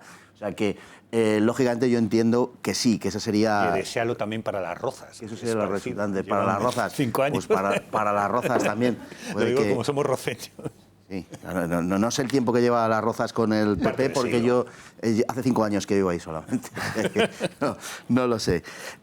Bueno, el problema es que el Partido Popular en Andalucía tiene probablemente un voto descendente y es posible que incluso quede peor que las encuestas, al contrario de lo que le va a pasar al Partido Socialista, porque la imagen que hay del Partido Popular, y creo que es una imagen ganada a pulso, es de que ha sido la mejor garantía de que el PSOE siguiera gobernando en Andalucía durante décadas. Y además al PP, francamente, hay que decirlo, se le ha visto muy cómodo con ese gobierno del Partido Socialista en Andalucía. No ha tenido ninguna intención verdadera de cambiar eso de ninguna manera. Hay un reparto de cromos y ahí le ha tocado al Partido Socialista Andalucía. Que ahora se hagan de nuevas y que ahora digan que es que Vox va a impedir el cambio por el que han trabajado durante tanto tiempo, en fin, pues no hay quien se lo crea, ¿no? Pero... bueno, yo creo que hay un problema que tienen en general y del que algunos sí están despertando, pero otros no, que es el sentido de la propiedad del voto. Tanto el Partido Popular como el PSOE creen que el voto tradicional, lógico, natural, si queremos decir, de la izquierda le corresponde al PSOE y al Partido Popular el de la derecha. y que lo que está pasando es que hay gente que está enfadadilla y tal, y están como de excursión, pero ya volverán, ¿no? Lo que pasa es que, claro, no les estamos dando lo que ellos quieren. El mensaje del PP, por ejemplo, es hay mucha gente que está como loca por volver a votar al PP, vamos a darles lo que piden y tal.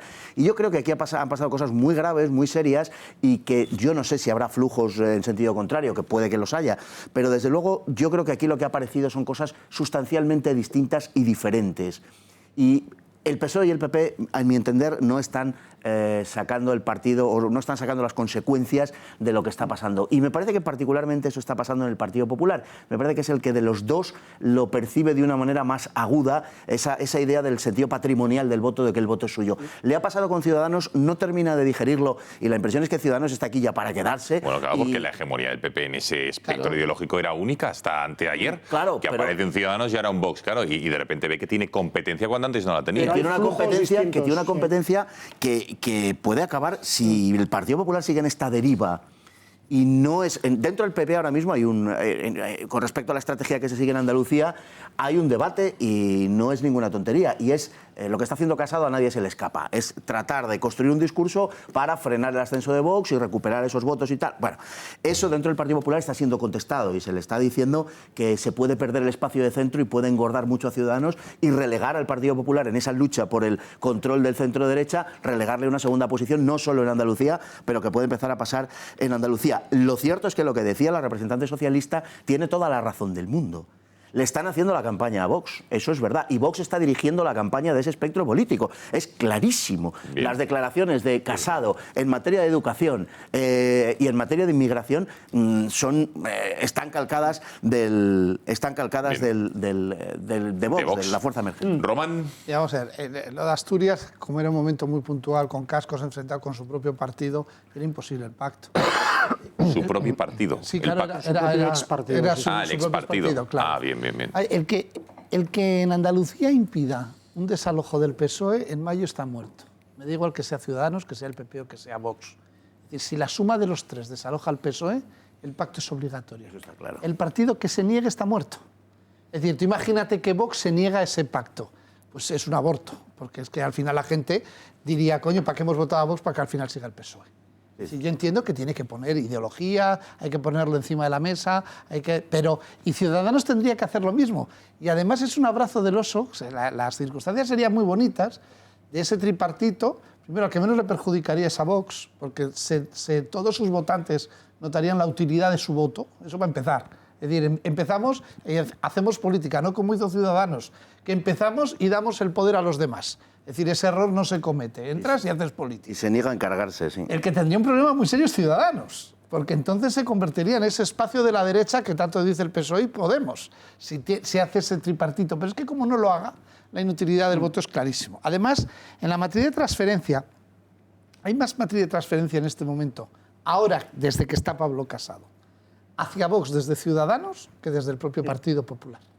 Y la gente que ya abandonó el PP porque estaba hasta las narices de Mariano Rajoy, de Soraya Sáenz de Santa María, de María Dolores de Cospedal, de esas políticas, se fueron a Ciudadanos pensando que iban a la derecha y se fueron hacia la izquierda. Todavía un poquito más. Y desde la abstención. Y desde la abstención, por supuesto. También es que hay gente que abandonó al PP, piensa la abstención, y otra gente por el factor rechazo se fue a Ciudadanos.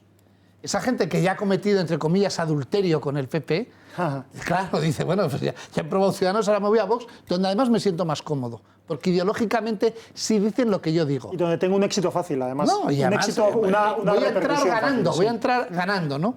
Y luego, claro, si le pasa a Casado, que es un contraste oírle decir lo que dice, que parece que es el discurso de Vox, pero que no nos olvidemos que era el discurso del PP en el año 96, o en el año 93, o en el año 2000. Y Casado se lo cree. Y Casado se lo cree. El que no se lo cree es el votante que hace poco estaba echando pestes con razón de Mariano Rajoy. Santiago Abascal se lo cree.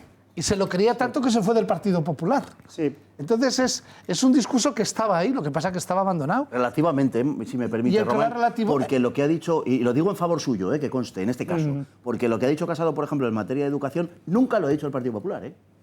Ah, bueno, Pero si, vamos a ver, yo no tengo ninguna duda. Pero yo no tengo ninguna somos precisos al hablar cuando hablamos de Partido Popular o de Pablo Casado o de un líder o de otro. No, por eso. Pero que al recuperar el discurso realmente, que es verdad que en muchos extremos es así, pero concretamente lo que ha dicho de la educación, de, digamos, recuperar competencias de las comunidades autónomas eso no lo ha propuesto nunca el Partido Popular. Eso es Pablo Casado. Y además Pablo se lo De hecho, el anterior ministro de Educación del PP dijo que no había ningún problema con la educación en Cataluña. O sea, fíjate hasta qué punto. Pablo Casado se lo cree. ¿Cuál es el problema que tiene Pablo Casado? Su partido. Que para llegar a ser presidente del partido lleva una aluvión de cosas alrededor, porque si no, no ganaba. Yo creo que el mayor problema ahora mismo de Casado es Feijóo.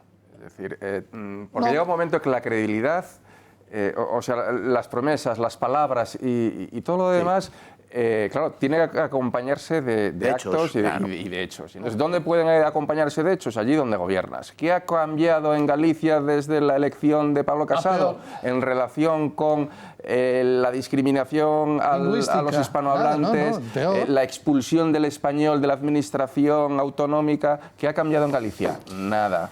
Entonces, el problema es que llega un punto, aunque yo creo honestamente que Pablo Casado cree en lo que dice, yo también. El problema es que es incapaz de que Pablo Casado adoptar ese cambio, que se implemente en el partido político y se internalice. Pablo Casado es muy buen chico.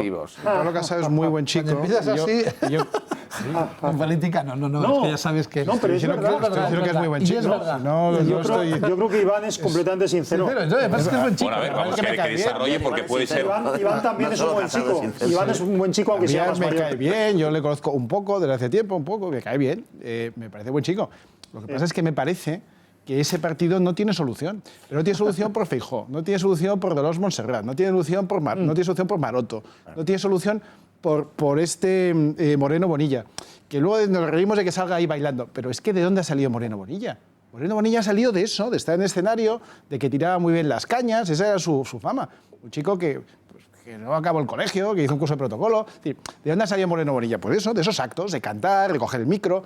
Si además canta bien, a mí esa canción me gusta, no canta mal. Ahora, una cosa es cantar bien y otra cosa es ser candidato a la Junta de Andalucía. Entonces, el problema que tiene Pablo Casado, si Pablo Casado lo que tiene que hacer es abandonar el PP y afiliarse a Vox, va a estar mucho más cómodo. Va a estar mucho más cómodo. Y el PP disolverse. A ver, bueno, no quiero... A ver. Pero es que el PP no tiene solución con esa gente que tiene detrás. Y esa gente que le ha aupado a él al poder, hoy se cobra su dividendo. La ventaja es que ya empieza bueno, a ver, vamos a ver. Hoy hemos tenido una noticia judicial que no quiero pasar por alto, la comentaba también Fernando Paz al comienzo. El juzgado penal número 23, si no recuerdo mal, de Madrid, ha absuelto a las dos activistas de Femen, que es ¿Quién era el juez? Pues sinceramente el nombre no lo tengo. Sé que es el juzgado de instrucción, bueno, de lo penal. De lo penal 23. Número 23. Es importante saber cómo se llaman. Pablo Mendoza Cuevas, efectivamente, aquí está. Pablo Mendoza Cuevas, aquí está. Bueno, fíjense, por estas imágenes, donde creo recordar que fue en junio de hace pues, aproximadamente 4 años, ¿no? Estas dos chicas entraron ahí, empezaron a santiguarse con el torso desnudo y empezaron a proferir todo tipo, en fin, de epítetos contra la Iglesia, contra los sentimientos religiosos, pero el juez hoy, en una sentencia que desde luego clama al cielo, fíjense cosas que llega a decir, ¿no? El contacto físico con el crucifijo se limitó al acto de encadenamiento por la base de la cruz, que tenía como fin evidente prolongar el acto de protesta, pero no el de mancillar la imagen de Cristo crucificado, quedando la imagen después de rotas las cadenas en las mismas condiciones que tenía inicialmente, pudiendo ser inmediatamente venerada por los fieles. Dice el juez, que prosigue en su sentencia asegurando lo siguiente que van a ver a continuación, a ver si lo podemos ver, que lo que hicieron las acusadas no es una burla de los dogmas, creencias, ritos o ceremonias de la religión católica o una vejación de sus practicantes con el propósito de minusvalidar a los creyentes o hacerlos de peor condición por tener sus creencias, sino, atención, la de oponer frente a la posición pública de la Iglesia de defender el carácter sagrado de la vida desde la concepción. Dicen que las Femen lo que hicieron era anteponer su posición y la de una parte de la sociedad de que existe un derecho al aborto y que este es irrenunciable. Y por todo ello ha decidido absolverlas por defender la idea del derecho al aborto sin ánimo de ofender a los católicos. Pedían acusaciones y hasta más de 9 meses de prisión por un delito contra los sentimientos religiosos, mientras que la Asociación de Abogados Cristianos pedía la prisión de 2 años de cárcel. Y el juez ha dejado que se vayan de rositas. ¿Qué precedente puede sentar esta sentencia? Lo digo porque si ya entrar en una catedral semidesnudas atarse, proferir gritos. Sí que es verdad que no hubo, digamos, violencia física contra ninguna de los fieles que estaban ahí, ni les zarandearon, como sí ocurrió, por ejemplo, en la Complutense, con algunos estudiantes que estaban ahí rezando, o contra el propio capellán. Pero claro, todo esto... Esto es un acto de violencia. Aunque no haya una agresión física. He dicho violencia física, matizando Pero incluso violencia física, es decir, es un acto de violencia. Ahí hay unos fieles que están, o no hay unos fieles, me da igual, podría estar vacía la iglesia igualmente. Pero es un acto en donde ellas tienen el propósito de ofender de una forma deliberada y utilizan las formas que consideran adecuadas para ofender a los fieles que allí están. Yo le preguntaría al juez qué tiene que suceder, de verdad, para qué es lo que él piensa que tiene que suceder para que se considere un delito de odio, para que se considere una ofensa contra los católicos. Si alguien hiciera el señor Mendoza, en el juzgado del señor Mendoza, si entrase alguien a hacerle esto, estoy seguro que su sentencia no sería la misma de lo que ha pasado en la Almudena. Aquí lo que me parece es que con el tema de los jueces estamos pendientes permanentemente de qué ganadería son. Si son de una, de la otra o de la de más allá. Y entonces, según el juez sea progresista, conservador o medio pensionista, te emite una sentencia o te emite otra. Es que en España la justicia está en un momento de degradación completa y absoluta. Y todo lo que tiene, probablemente en los juzgados de contenciosos de todo tipo, las sentencias sean razonablemente justas y sujetadas a derecho. No digo que no, pero desde luego, cuando hay cuestiones ideológicas de por medio y cuestiones políticas, la justicia española es un sainete, es de risa y da verdadero asco. Que una persona que conserve un mínimo de sentido común pueda emitir una sentencia como la que ha emitido este señor, de verdad que es para marcharse del país o que se vaya él, porque los dos no cabemos en el mismo país. O sea, de verdad, el sentido de la justicia que tiene este señor él sabe perfectamente, porque lo sabe perfectamente, que esto está ofendiendo a muchísimos católicos y está entrando incluso a valorar si se produce aquí unas ofensas contra los sentimientos de los católicos. Pero bueno, ¿a qué católicos ha preguntado él para saber si están ofendidos, para saber cuáles son sus sentimientos? Aquí, como decía antes, pues es que esto lo que da lugar es a la barra libre. O sea, ahora mismo ya cualquiera puede entrar y hacer lo que le dé la gana en una iglesia, en una catedral, habiendo fieles o sin ellos, porque la sentencia lo avala. Y con un argumento perverso, que es no, porque es una, entre comillas, una buena causa, que es una causa políticamente correcta. O sea, esto que voy a decir es un tópico, lo siento, pero lo tengo que decir. O sea, no se toleraría ni una centésima parte de esta ofensa en una mezquita. Hombre, no lo tolerarían los propios fieles de musulmanes. Claro. Pero la justicia, entiendo que el baremo para ver si este agravio, esta profanación es en una mezquita o en una catedral, entiendo que la justicia o este juez haría lo mismo. Cuando la representación gráfica de Mahoma causó disturbios y asesinatos a lo largo del mundo, hubo quien, entre otros, por cierto, el infausto Zapatero, el que ahora mismo defiende los asesinatos del régimen de Maduro, defendió, quiero decir,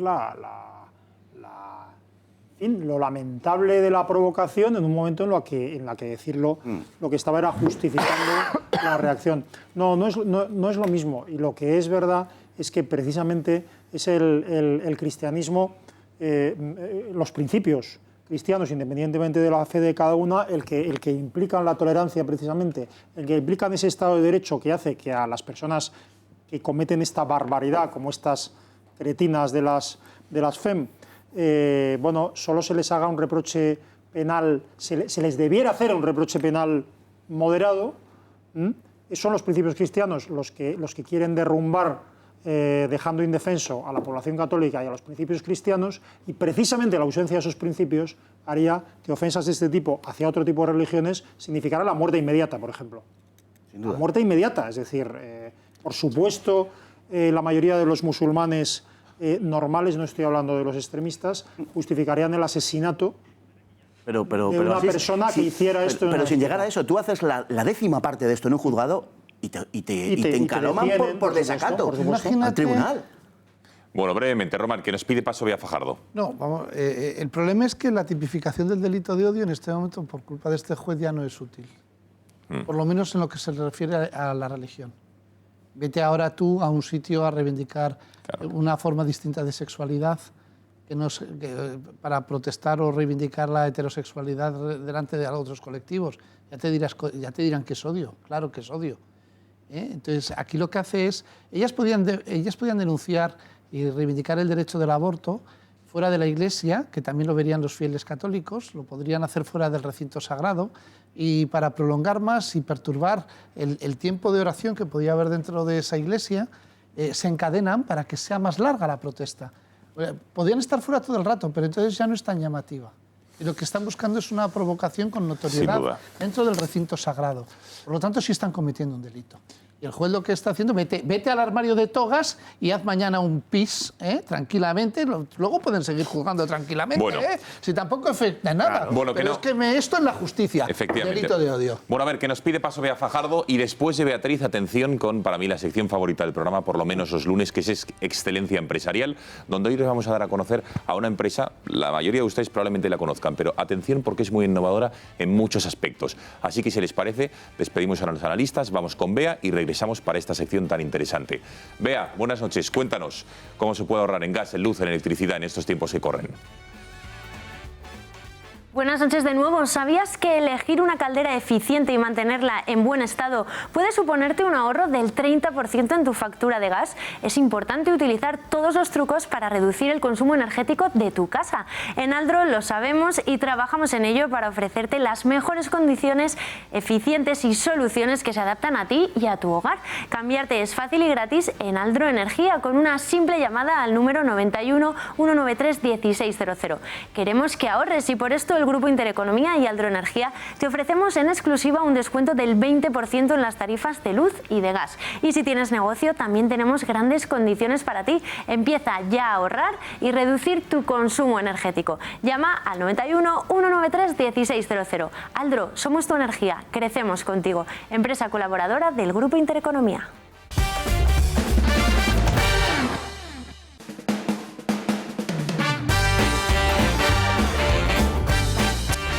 Bueno, tiempo ya, estamos en la recta final del programa y como cada lunes, ya les he dicho antes de la publicidad, para mí es una de las secciones favoritas, sin lugar a dudas, de toda la semana del programa.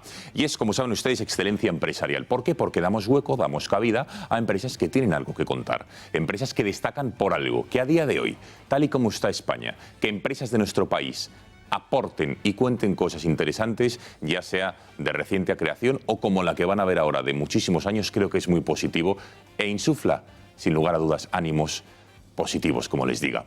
Hablamos de Ibermampara y Superban, que son empresas españolas, fabricantes de mamparas y ducha, que pertenecen al mismo grupo industrial. Cuentan con más de 40 años de trayectoria empresarial y con una política de empresa basada en la calidad, el servicio y la innovación. Todo esto, junto con el esfuerzo de su equipo profesional, les ha hecho alcanzar un gran prestigio en el mercado nacional y una alta proyección internacional. A lo largo de esta trayectoria empresarial han sido galardonados con premios nacionales y también fuera de nuestras fronteras a la innovación, a la calidad, al servicio y reconocimientos en rankings de solidez financiera. Véanlo y disfrútenlo.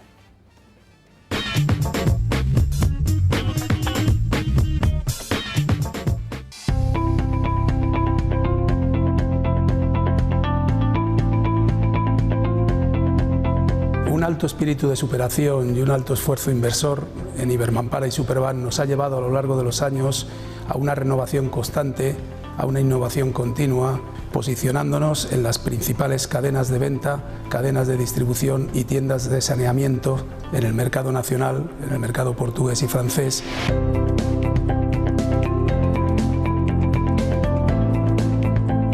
Tenemos implantado un sistema de gestión y control de la calidad auditado y certificado por AENOR, dando cumplimiento a la normativa europea e internacional UNEN ISO 9001-2015.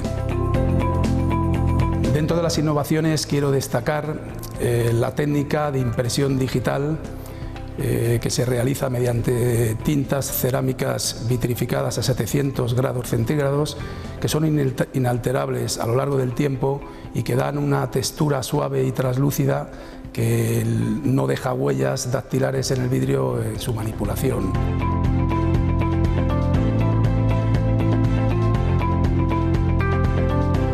Tenemos mamparas que no precisan taladros en su instalación, con lo cual conseguimos instalar mamparas sin producir deterioros en azulejos y producir roturas en conductos de agua y de luz.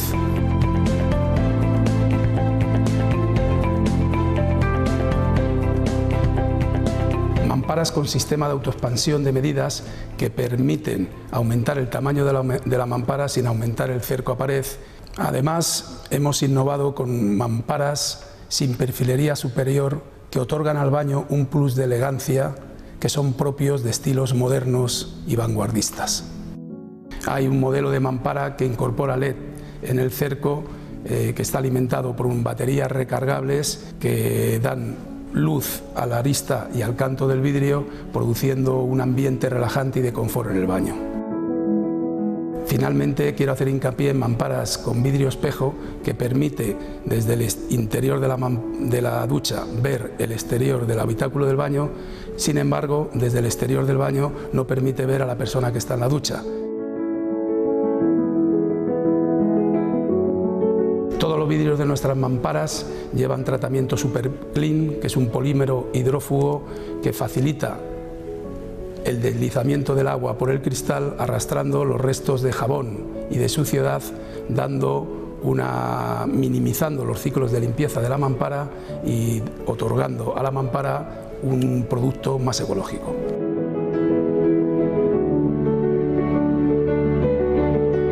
Tenemos un sistema informático RPS adaptado al sistema de gestión propio, en el cual mantenemos un exhaustivo control del proceso de producción a lo largo de todo el proceso de fabricación de la mampara. Nuestros objetivos son seguir evolucionando en la innovación, seguir dando una calidad de primer grado y conseguir una satisfacción del cliente óptima.